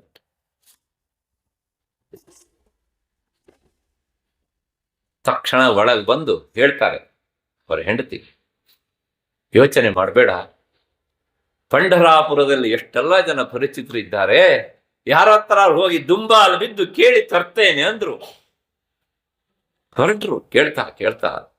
ಆದ್ರೆ ಏನಾಯ್ತು ಅಂದ್ರೆ, ಮನೆ ಮೆಟ್ಲು ಇದ್ದ ತಕ್ಷಣ ಎಲ್ಲರೂ ಜನ ಇವರ ವಿದ್ವತ್ತಿಗೆ, ಇವರ ಪಾಂಡಿತ್ಯಕ್ಕೆ, ಇವರ ಸದ್ಗುಣಕ್ಕೆ ನೋಡಾಗ ಎಲ್ಲರೂ ನಮಸ್ಕಾರ ಮಾಡ್ತಿದ್ರು. ಕಾಲಿಗೆ ಬಿದ್ದು ನಮಸ್ಕಾರ ಮಾಡೋರ ಹತ್ರ ನನಗೆ ಇವತ್ತು ಮಧ್ಯಾಹ್ನ ಏನೂ ಇಲ್ಲ ಅಂತ ಕೇಳೋದು ಹೇಗ್ರಿ? ಸ್ವಾಭಿಮಾನ ಅಡ್ಡ ಬಂದ್ಬಿಡ್ತು. 1 ತಾಸು ಅಲದ್ರು, ಯಾರ ಹತ್ರ ಎಲ್ಲರೂ ಸಿಕ್ಕಿದ್ರು, ಯಾರ ಹತ್ರ ಏನು ಕೇಳಲಿಕ್ಕೆ ಬಾಯಿ ಬಂದಿಲ್ಲ. ಹಾಗೇ ಓಡಾಡ್ತಿದ್ದಾರೆ ಅವರು. ಯಾರತ್ರ ಏನು ಕೇಳಲಿಕ್ಕಾಗ್ಲಿಲ್ಲ, ಹಾಗೆ ಇದ್ಲಿ, ಅಲ್ಲೇ ಇರ್ಲಿ. ಈ ಕಡೆ ಏನಾಯ್ತು ಅಂದ್ರೆ ಒಬ್ಬ ಆತ ಕೂಲಿ ಆಳು ಬಂದ, ತಲೆ ತುಂಬಾ ಮೂಟೆ ದವಸ ಧಾನ್ಯ ತರಕಾರಿ ಎಲ್ಲವೂ ಉಂಟು. ಮನೆಗೆ ತಂದು ಇಳಿಸಿದ. ಅಮ್ಮ, ನಾನು ಬಂದಿದ್ದೇನೆ, ಯಜಮಾನರು ಕಳಿಸಿದ್ದಾರೆ ನನ್ನ ಅಂದ. ಬಾಗಿಲು ತೆರೆದವಳು. ಯಜಮಾನರು ಮೂಟೆ ತಗೊಂಡು ಹೋಗು, ನಮ್ಮ ಮನೆ ಹಾಸ್ಟೆಲ್ ಕಳಿಸಿದ್ದಾರೆ ಅಂತ ಹೇಳಿದ. ಮೂಟೆ ಇಳಿಸ್ದ. ಇಲ್ಲಿ ರಕ್ತ ಸುರಿತಾ ಇತ್ತು ಅವನಿಗೆ. ಕೇಳಿದ್ರು, ಏನಾಯ್ತು, ಯಾಕೆ ರಕ್ತ ಸುರಿತಾ ಇತ್ತು? ಆಗ ಆತ ಹೇಳ್ತಾನೆ, ನಾನು ಬರೋದು 5 ನಿಮಿಷ, ಹೊರಡೋದು ತಡ ಆಗ್ಬಿಡ್ತು. ನಿಮ್ಮ ಯಜಮಾನರು ಕೋಪಿಸಿಕೊಂಡು ನನ್ನ ಮುಖಕ್ಕೆ ಹೊಡೆದು ಬಿಟ್ರು, ನನ್ನ ನಾಲ್ಗೆ ಹೊಡೆದು ಬಿಟ್ರು. ಅವರು ಹೊಡೆದ ಏಟಿಗೆ ರಕ್ತ ಸುರಿತಾ ಇದೆ. ಸಾಮಾನು ಇಳಿಸಿಬೋದ ಅವನು. ಉಪಾಧ್ಯಾಯರು ಮನೆಗೆ ಬಂದ್ರು. ಯಾರತ್ರ ಏನೂ ಕೇಳಲಿಕ್ಕಾಗಲಿಲ್ಲ, ಸ್ವಾಭಿಮಾನ ಅಡ್ಡ ಬಂದಿತ್ತು.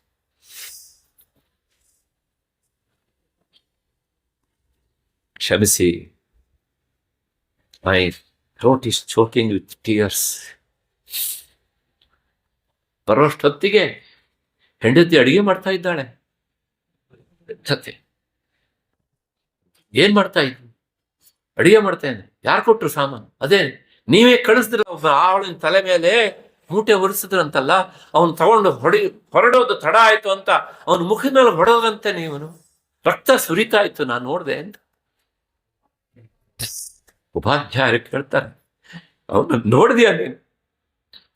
ನೋಡಿದ್ಯಾ? ರಕ್ತ ಸುರಿತಾ ಇತ್ತು. ಯಾರ ಮೇಲೂ ಕೈ ಮಾಡದಿದ್ರು ನೀವು ಯಾಕೆ ಅವನ ಮೇಲೆ ಕೈ ಮಾಡಿದ್ರಿ ಅಂತ ಕೇಳ್ತ. ಅವನು ನೋಡಿದ್ಯಾ ನೀನು? ನೋಡಿದ್ಯನ್ರಿ ಹೇಳ್ತಾನೆ. ಅದೇನು ಭಾಗ್ಯವತಿ ಕಣ್ಣ ನೀನು, ಅದೇನು ಧನ್ಯ ನೀನು. ಬಂದವನು ಹಾಳಲ್ಲ. ಪಾಂಡುರಂಗ ಬಂದಿದ್ದಾರೆ. ಪಾಂಡುರಂಗ ನನಗೆ ದರ್ಶನ ಕೊಡ್ಲಿಲ್ಲ, ಈ ರೂಪದಲ್ಲಿ ಪಾಂಡುರಂಗ ಏನು ತಪ್ಪು ಮಾಡಿಬಿಟ್ಟೆ. ಆ ರಕ್ತ ಮತ್ಯಾವುದು ಅಲ್ಲ, ಅದು ನಿನ್ನ ವಾಣಿಯಾದಂತಹ ಆ ಸಾಲಿನ ಮೇಲೆ ನಾನು ಕೆಂಪು ಇಂಕಿನಿಂದ ಹೊಡೆದು ಹಾಕ್ಬಿಟ್ನಲ್ಲ. ನಿನ್ನ ಮಾತನ್ನ ಅಲ್ಲ ಕಳೆದು ಬಿಟ್ಟಲ್ಲ ಅಂತ ಹೇಳಿ ಧಳ ಧಳ ಧಳ ಕಣ್ಣೀರು ಸುರಿಸ್ತಾರೆ. ಇದು ನಡೆದ ಘಟನೆ ಅಂತ ಇತಿಹಾಸ ಬರೀತದೆ ಚಂದ್ರಾಪುರದಲ್ಲಿ.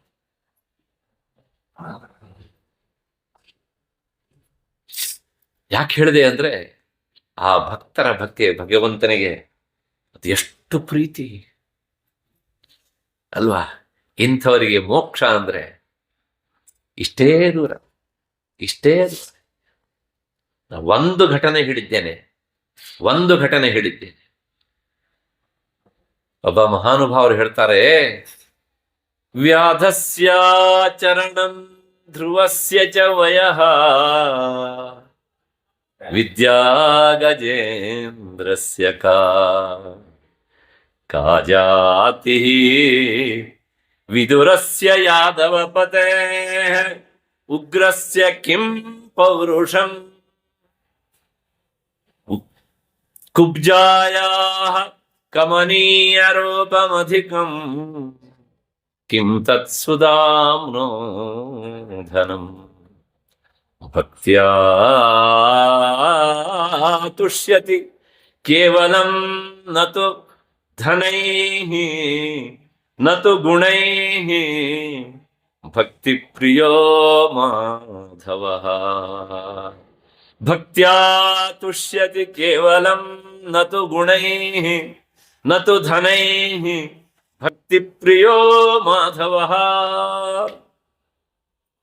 ಈ ಶ್ಲೋಕದೊಳಗೆ ಶಿವನಿಗೆ ಸಂಬಂಧಪಟ್ಟ ಭಕ್ತಿ, ಕೃಷ್ಣನಿಗೆ ಸಂಬಂಧಪಟ್ಟ ಭಕ್ತಿ ಎರಡನ್ನೂ ಹೇಳ್ತಾರೆ ಒಬ್ಬ ಮಹಾನುಭಾವ. ನೀವು ತಿರುಪತಿ ಹತ್ರ ಒಂದು ಊರುಂಟು ಕಾಳಹಸ್ತಿ ಅಂತ, ಕೇಳಿರ್ಬೇಕು ಬಹಳಷ್ಟು ಜನ. ಶಿವನ ಸಾನ್ನಿಧ್ಯ ಅಲ್ಲಿ ನಡೆದ ಘಟನೆ ಇದು. ಅದೊಂದ್ಸಲ ಒಬ್ಬ ಬೇಡ ಕಾಡಿಗೆ ಹೋಗಿದ್ದ ಬೇಟೆ ಆಡೋದಕ್ಕೆ. ಬಹಳ ಹೊತ್ತಾದ್ರೂ ಏನು ಸಿಕ್ಕಿರ್ಲಿಲ್ಲ. ಕೊನೆಗೆ ಒಂದು ಬೇಟೆ ಸಿಕ್ತು. ಒಂದು ಜಿಂಕೆಯನ್ನು ಹೊಡೆದ, ತುಂಬಾ ಹಸ್ದಿದ್ದ. ಅಲ್ಲೇ ಅರ್ಧ ತಿಂದ, ಇನ್ನರ್ಧ ಉಳಿದಿದ್ದನ್ನ ಸಂಸಾರಕ್ಕೆ ಅಂತ ಹೆಗಲ ಮೇಲೆ ಇಟ್ಕೊಂಡು ಕಟ್ಕೊಂಡು ಬರ್ತಿದ್ದ. ಬರುವಾಗ ದಾರಿಯಲ್ಲಿ ನೋಡಿದ, ಅಲ್ಲೊಂದು ಹಾಳು ಬಿದ್ದ ಶಿವಾಲಯ. ಆ ಶಿವಾಲಯಕ್ಕೆ ಛಾವಣಿನೂ ಇಲ್ಲ, ಬರೀ ಆ ಶಿವಲಿಂಗದ ಪಾಣಿಪೀಠ ಮೇಲೆ ಪಕ್ಷಿಗಳೆಲ್ಲ ಕುಳಿತು 1, 2 ಎಲ್ಲ ಹೊಲಸಲು ಮಾಡಿ ನೋಡಿದ. ಅಂದ ಮನಸ್ಸಿನಲ್ಲಿ, ನಿನಗಿಂತ ನಾನೇ ವಾಸಿ, ನನಗೆ ಅಂತ ಒಂದು ಮನೆ ಉಂಟು, ನಿನಗೆ ಇದ್ದ ಮನೆಗೆ ಮುಚ್ಚಳನೇ ಇಲ್ವಲ್ಲೋ, ಛಾವಣಿನೇ ಇಲ್ವಲ್ಲಪ್ಪ, ಛೇ ಏನಂತ ಅಂತ ಹೇಳಿ ಆಲೋಚನೆ ಮಾಡ್ತಾ ಮಾಡ್ತಾ ಇರುವಾಗಲೇ ಯಾವ ಜನ್ಮದ ಆರಾಧನೆಯ ಫಲವು ಭಕ್ತಿ ಜಾಗೃತ ಆಗಿಬಿಟ್ಟು ಮೈಮರೆತು ಬಿಟ್ಟ. ತಾನು ತಂದಿದ್ದನ್ನ ಅಲ್ಲಿಯೇ ಬಿಸಾಡಿದ. ಆ ಪಾಣಿಪೀಠ ಶುಚಿಗೊಳಿಸ್ಬೇಕು ಅಂತ ತೀರ್ಮಾನ ಮಾಡಿದ. ಮಾರ್ಗಾವರ್ತಿತ ಪಾದುಕಾ ಪಶುಪತೆ ಅಂಗಸ್ಯ ಕೂರ್ಚಾಯತೆ. ತನ್ನ ಕಾಲಲ್ಲಿರುವ ಚಪ್ಪಲಿಯನ್ನ ತೆಗೆದು ಆ ಶಿವಲಿಂಗದ ಪಾಣಿಪೀಠಗಳನ್ನೆಲ್ಲ ಕ್ಲೀನ್ ಮಾಡಿದನಂತೆ ಅವನು.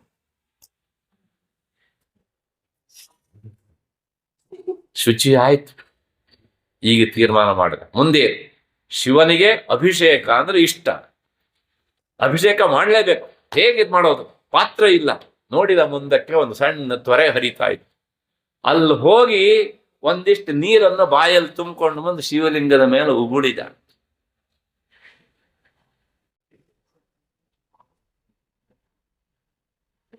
ಗಂಡೂಷಾಂಬು ನಿಷೇಚನಂ ಪುರರಿಪೋ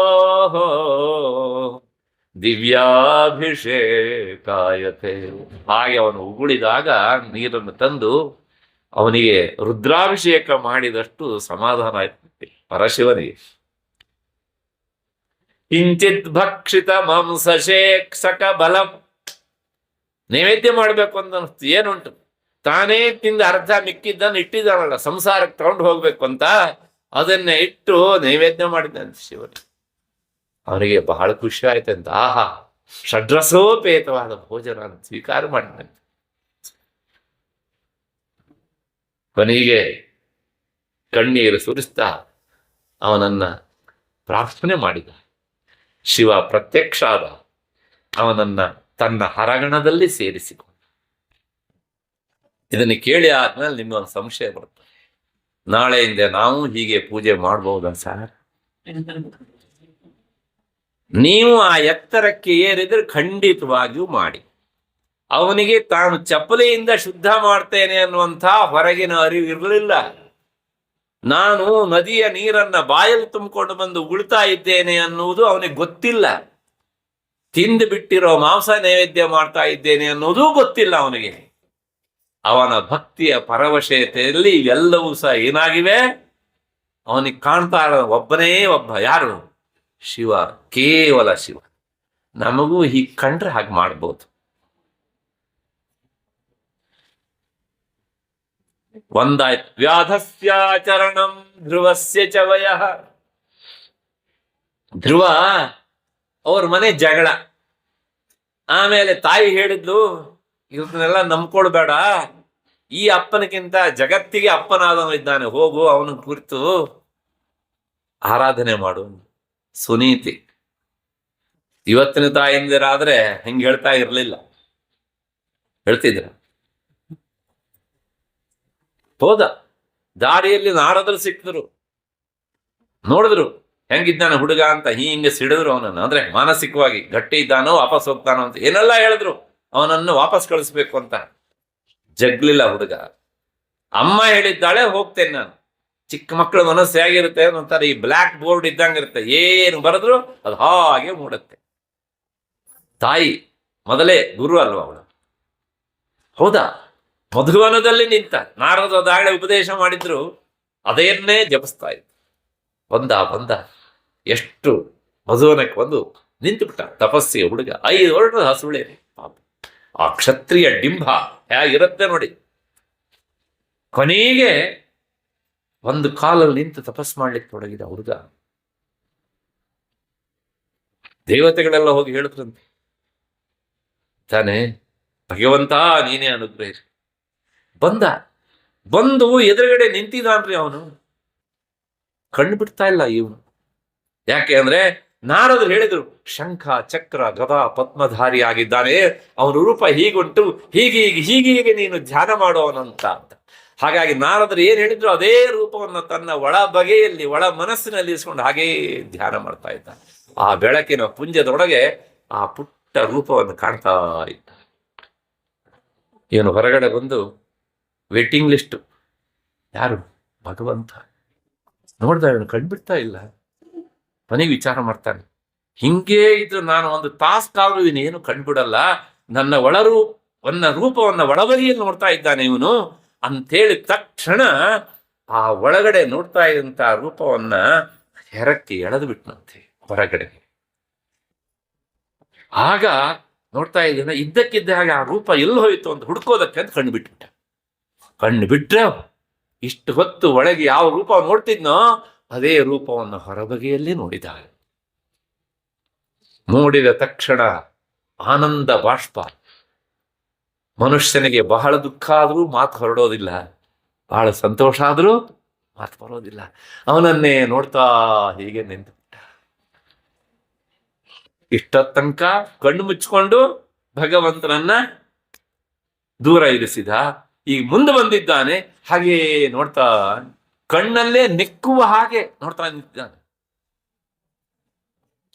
ಮಾತಾಡ್ಲಿಕ್ಕೆ ಆಗ್ತಾ ಇಲ್ಲ ಅವನು. ಆಗ ಬಹಳ ಸುಂದರವಾದ ಸನ್ನಿವೇಶ ಭಾಗವತ ಹೇಳುತ್ತೆ. ತನ್ನ ಶಂಖವನ್ನು ತೆಗೆದುಕೊಂಡು ಅವನ ಕೆನ್ನೆಗೆ ಹಾಕಿ ಹೀಗೆ ಉಜ್ಜಿದ್ನಂತೆ ಒಮ್ಮೆ. ಕಂಬುಮಯೇನ ಅಂತ ಭಾಗವತ ಶಬ್ದ.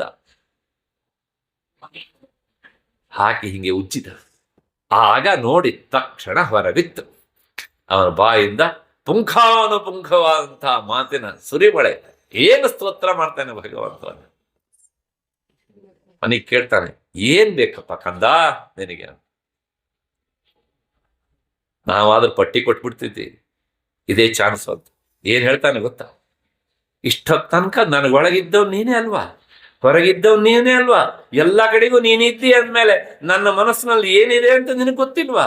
ನನಗೆ ಏನು ಬೇಕು ಅನ್ನೋದನ್ನ ನೀನೇ ನನ್ನ ನಾಲಿಗೆಯಲ್ಲಿ ನಿಂತು ನುಡಿಸಿಕೊ ಅಂದ್ಬಿಟ್ಟ.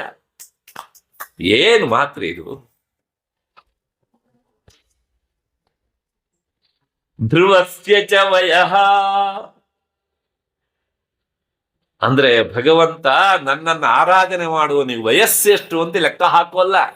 ಗಡ್ಡ ಹಣ್ಣಾಗಿದ್ಯೋ, ರಿಟೈರ್ಡ್ ಆಗಿದ್ದಾನೋ, ಅದನ್ನ ಯಾವುದು ನೋಡಲ್ಲ ಅವನು. ವಯಸ್ಸು ನೋಡಲ್ಲ ಅವನು. ನೋಡೋದೇನು? ಭಕ್ತ್ಯಾ ತುಷ್ಯತಿ. ಇದನ್ನು ಮರಿಬಾರ್ದು ನಾವು. ನತು ಧನೈ ನತು ಗುಣೈ ನತು ವಯಸ್ಸ. ನೆಕ್ಸ್ಟ್ ಮುಂದೆ ವಿದ್ಯಾ ಗಜೇಂದ್ರಸ್ಯ ಕಾ. ಕೆಲವು ಜನ ಹೇಳ್ತಾರೆ ವಿದ್ಯಾವಂತರಿಗೆ ಮಾತ್ರ ಭಗವಂತ ಸಿಗೋದಂತ. ಅವ್ರೇನ್ ಕಾಂಟ್ರಾಕ್ಟ್ ತಗೊಂಡಿದ್ರ? ತನ್ನನ್ನು ತಾನು ಕೊಟ್ಕೊಂಡಿದ್ನ ಅವನು. ಆ ಗಜೇಂದ್ರ ಯಾವ ಯೂನಿವರ್ಸಿಟಿ PhD ಮಾಡಿತ್ರಿ? ಯಾವ ಯೂನಿವರ್ಸಿಟಿ ಮಾಸ್ಟರ್ ಡಿಗ್ರಿ ಮಾಡಿತ್ರಿ? ಮೂಕ ಪ್ರಾಣಿ ಅಲ್ವಾ? ಅದೇನು ಓದಿತ್ತದು? ಓದಿತ್ತ ಏನಾದ್ರು? ಮತ್ತು ಅದಕ್ಕೆ ಬಂದಲ್ಲ ಅವನು, ಒಲಿದು ಬಂದಲ್ಲ. ಅಂದ್ರೆ ಅವನು ಇವನು ವಿದ್ಯಾವಂತನೋ ಅವಿದ್ಯಾವಂತನೋ ನೋಡಲ್ಲ.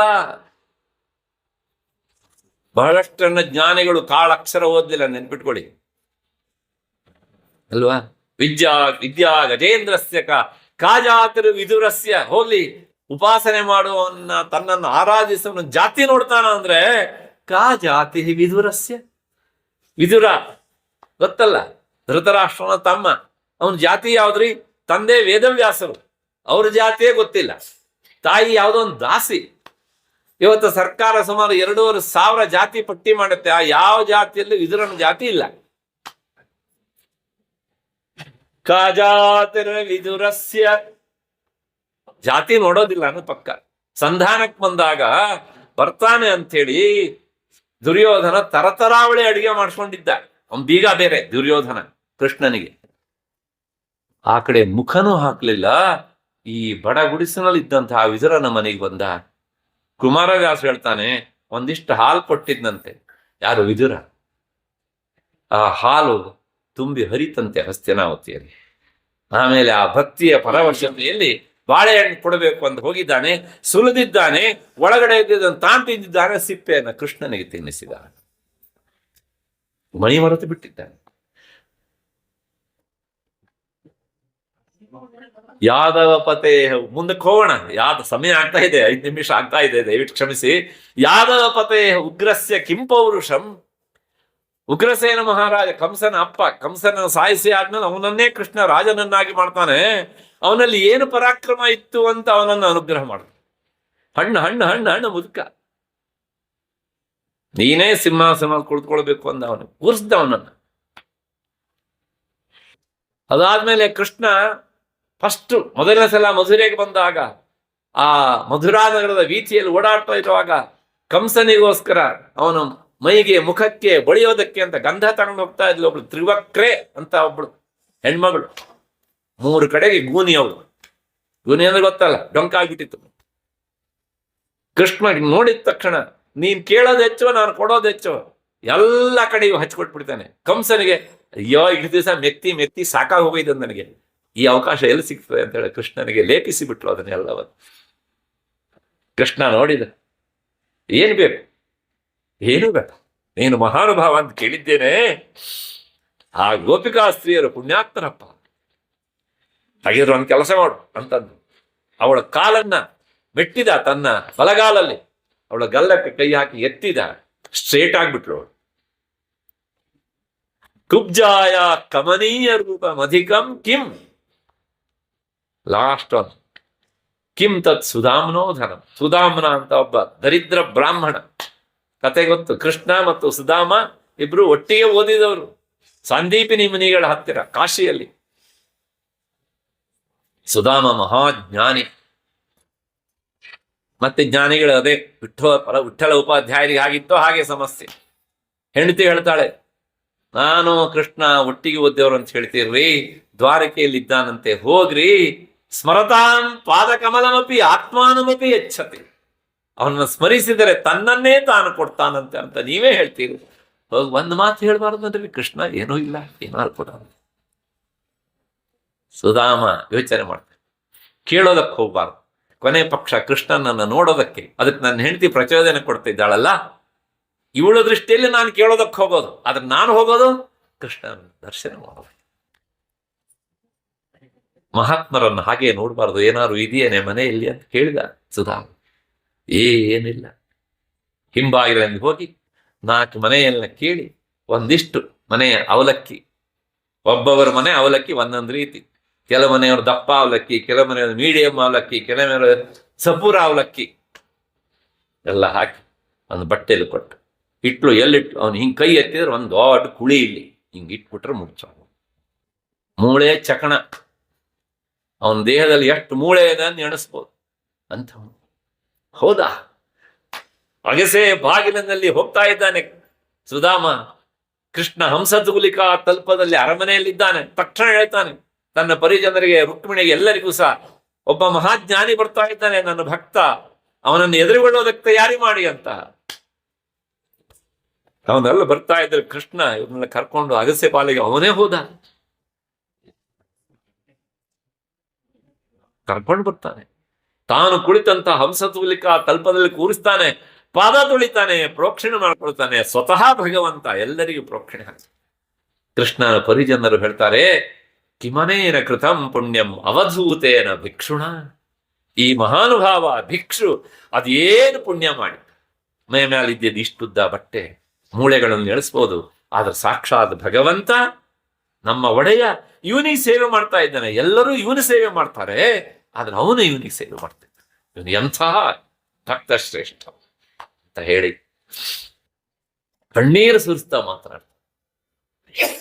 ಅಲ್ಲಿಗೆ ಭಗವಂತ ನೋಡೋದು ಯಾವುದನ್ನ? ಜಾತಿ ನೋಡೋದಿಲ್ಲ, ವಯಸ್ಸು ನೋಡೋದಿಲ್ಲ, ವಿದ್ಯೆ ನೋಡೋದಿಲ್ಲ. ಭಕ್ತಿಯಾ ತುಷ್ಯತಿ ಕೇವಲಂ ನತು ಧನೈ ಭಕ್ತಿ ಪ್ರಿಯೋ ಮಾಧವ. ನನ್ನ ಗಡಿಯಾರ ಹೇಳ್ತಾ ಉಂಟು, ನೀನು ಈಗಾಗಲೇ ಸುಮಾರು 8 ನಿಮಿಷ ಜಾಸ್ತಿ ಮಾತಾಡಿದ್ದೀನಿ. ದಯವಿಟ್ಟು ಕ್ಷಮಿಸಿ ಹೆಚ್ಚು ಮಾತನಾಡಿದ್ದಕ್ಕೆ. ಏನಿದ್ರೂ ಸಹ ಈ ಪವಿತ್ರವಾದಂತಹ ಸ್ಥಳ, ಪವಿತ್ರವಾದಂತಹ ಸಮಯ, ಈ ಸಂದರ್ಭದಲ್ಲಿ ಆ ಪಾಂಡುರಂಗನನ್ನ ಮನಸ್ಸಲ್ಲಿಟ್ಕೊಂಡು ಮೋಕ್ಷಕ್ಕೆ ಭಕ್ತಿ ಹೇಗೆ ಕಾರಣ ಆಗ್ತದೆ, ಈ ಹಂತಕ್ಕೆ ಹೋದ್ರೆ ಇನ್ನೇನ್ ಮತ್ತೆ ಭಕ್ತಿ ಬೇಕನ್ರಿ? ಭಕ್ತ ಅವನು ಮೋಕ್ಷವನ್ನು ಬಯಸುವುದಿಲ್ಲ ಅಂತ ಒಂದು ಅಭಿಪ್ರಾಯ ಉಂಟು. ನನಗೆ ಸದಾ ನಿನ್ನ ಸ್ಮರಣೆಯೇ ಸಾಕು ಹೀಗೆ ಅಂತ. ಹಾಗಾಗಿ ಇಂಥ ಭಕ್ತಿ ಮೋಕ್ಷಕ್ಕೆ ಹೇಗೆ ಸಹಕಾರಿ ಆಗ್ತದೆ ಎನ್ನುವಂತಹ ವಿಷಯವನ್ನ ಇಟ್ಟುಕೊಂಡು ಇಷ್ಟು ಹೊತ್ತು ಆ ಪಾಂಡುರಂಗನ ಸನ್ನಿಧಿಯಲ್ಲಿ, ಮಹಾತ್ಮರ ಸನ್ನಿಧಿಯಲ್ಲಿ ಚಿಂತನೆ ಮಾಡೋದಕ್ಕೆ, ನನ್ನ ಮೈ ಮನಸ್ಸನ್ನ ಮತ್ತೆ ನನ್ನ ನಾಲಿಗೆಯನ್ನ ಪವಿತ್ರ ಮಾಡ್ಕೊಳ್ಳೋದಕ್ಕೆ ಅವಕಾಶ ಮಾಡಿಕೊಟ್ಟಿದ್ದೀರಿ ನೀವು. ವಿಶೇಷವಾಗಿ ನನಗೂ ಈ ಸಂಸ್ಥೆಗೂ ಈ ಜಾಗಕ್ಕೂ ಕಾರಣೀಕರ್ತರಾದಂತಹ ಕೊಂಡಿ ಒಬ್ಬರಿದ್ದಾರೆ. ಅವರ ಹೆಸರು ಶಿವಶಂಕರ ಅಂತ. ಒಂದಲ್ಲ ಎರಡು ಶಿವನ ಹೆಸರು. ಎಲ್ಲೋ ಹುಡುಕಿದ್ದಾರೆ, ನನ್ನ ಪಾಡಿ ನಾನಿದ್ದೆ, ಅಂತೂ ಅವ್ರು ಗೆದ್ರು, ನಾ ಸೋತೆ. ಆದ್ರೂ ಒಂದು ಸಮಾಧಾನ ಅಂದ್ರೆ ಅತ್ಯಂತ ಪವಿತ್ರವಾದಂತಹ ಈ ಒಂದು ವಾತಾವರಣ ಮತ್ತೆ ಆ ಸಾನ್ನಿಧ್ಯ, ವಿಶೇಷವಾಗಿ ಪಂಢರಾಪುರದ ಅವರು ಪ್ರಯಾಣ ಬಂದಿರಬಹುದು ಇಲ್ಲಿ, ಅಥವಾ ಬರದೇ ಇದ್ರೂ ಚಿಂತೆ ಇಲ್ಲ, ಅವನ ಸ್ಮರಣೆ ಮಾಡಿದ್ರೆ ಅವರು ಅಲ್ಲಿಯವರು ಅಂತೇನೆ ತೀರ್ಮಾನ, ನನ್ನ ಒಂದು ಅನಿಸಿಕೆ. ಹಾಗಾಗಿ ಈ ಒಂದು ಅವಕಾಶವನ್ನು ನನಗೆ ಶ್ರೀಯುತ ಭಂಡಾರಿ ಅವರು, ಡಾಕ್ಟ್ರು, ಇನ್ನೂ ಯಾರ್ಯಾರಿದ್ದರೋ ಸಮಿತಿಯಲ್ಲಿ ನೆನಪಿಗೆ ಬಂದಷ್ಟು ಜನರ ಹೆಸರು ಮಾತ್ರ ಹೇಳ್ತೇನೆ. ಹಾಗಾಗಿ ಹೇಳದೆ ಬಿಟ್ಟಂಥ ಎಲ್ಲ ಸಮಿತಿಯ ಈ ಟ್ರಸ್ಟಿನ ಜನರನ್ನೆಲ್ಲರನ್ನು ಸಹ ನಾನು ಕೃತಜ್ಞತೆಯಿಂದ ಸ್ಮರಿಸ್ತಾ, ಮತ್ತೆ ನನ್ನ ಮಾತಿಗೆ ನೀವೆಲ್ಲರೂ ಸಹ ಕಿವಿ ಕೊಟ್ಟು ಕೇಳಿತೀರಿ, ನಿಮ್ಮನ್ನೂ ಸಹ ಅಭಿನಂದಿಸ್ತಾ ಈ ಸುಮಾರು 1.25 ಗಂಟೆ ಅಥವಾ 1 ತಾಸಿನ ಮಾತನ್ನ, ನನ್ನ ಈ ವಾಕ್ಕುಸುಮವನ್ನ ಆ ಪಾಂಡುರಂಗನ ಪದತಲದಲ್ಲಿ ಸಮರ್ಪಿಸಿ ವಿರಮಿಸ್ತೇನೆ. ಎಲ್ಲರಿಗೂ ನಮಸ್ಕಾರ. ಹೆಚ್ಚು ಮಾತನಾಡಿದ್ದಕ್ಕೆ 8 ನಿಮಿಷ ಹೆಚ್ಚು ಮಾತಾಡಿದ್ದಕ್ಕೆ ಕ್ಷಮೆ ಇರಲಿ. ಬಂಧುಗಳೇ, ಇದುವರೆಗೂ ಮುಕ್ತಿಗೆ ಭಕ್ತಿ ಸಾಧನ ಅಂತ ವಿಷಯದಲ್ಲಿ ನಮ್ಗೆ ಕೆಲವು ಉದಾಹರಣೆಗಳನ್ನು ಕೊಟ್ಟಿದ್ದಾರೆ. ಅದೇ ಗಜೇಂದ್ರ ಮೋಕ್ಷ, ನಾರದ ಭಕ್ತಿ ಸೂತ್ರದ ಬಗ್ಗೆ ನಮಗೆ ತಿಳುವಳಿಕೆ ಕೊಟ್ಟಿದ್ದಾರೆ. ಅವರೆಲ್ಲ ಭಕ್ತಿಯಿಂದ ಏನು ಹೇಳ್ತಾರೆ, ಭಕ್ತಿಯ ತ್ವನನ್ಯಯ ಶಕ್ಯ ಅಹಮೇವಂ ಬುದ್ಧರು ಜ್ಞಾನಂ ದೃಷ್ಟಂ ತತ್ವೇನ ಪ್ರವೇಶು ಚ ಪರಂತಮ. ಅನನ್ಯವಾದ ಭಕ್ತಿದಲ್ಲಿ ನನ್ನನ್ನು ಸಾರ್ಥಕ ನನ್ನನ್ನು ಸೇರಲು ಸಾಧ್ಯ ಅಥವಾ ಭಕ್ತಿದಲ್ಲಿ ಇವರು ಅದನ್ನ ಉದಾಹರಣೆ ಅಂತ ನಮಗೆ ಹೇಳ್ಕೊಟ್ಟಿದ್ದಾರೆ. ಅವರಿಗೆ ನಮ್ಮ ಅನಂತಾಶ್ರಮದ ಬಂಧುಗಳು, ಭಕ್ತರು, ಟ್ರಸ್ಟಿಗಳ ಪರವಾಗಿ ಅವರಿಗೆ ವಂದನೆಯನ್ನು ಅರ್ಪಿಸ್ತಾ ಇದ್ದೀನಿ.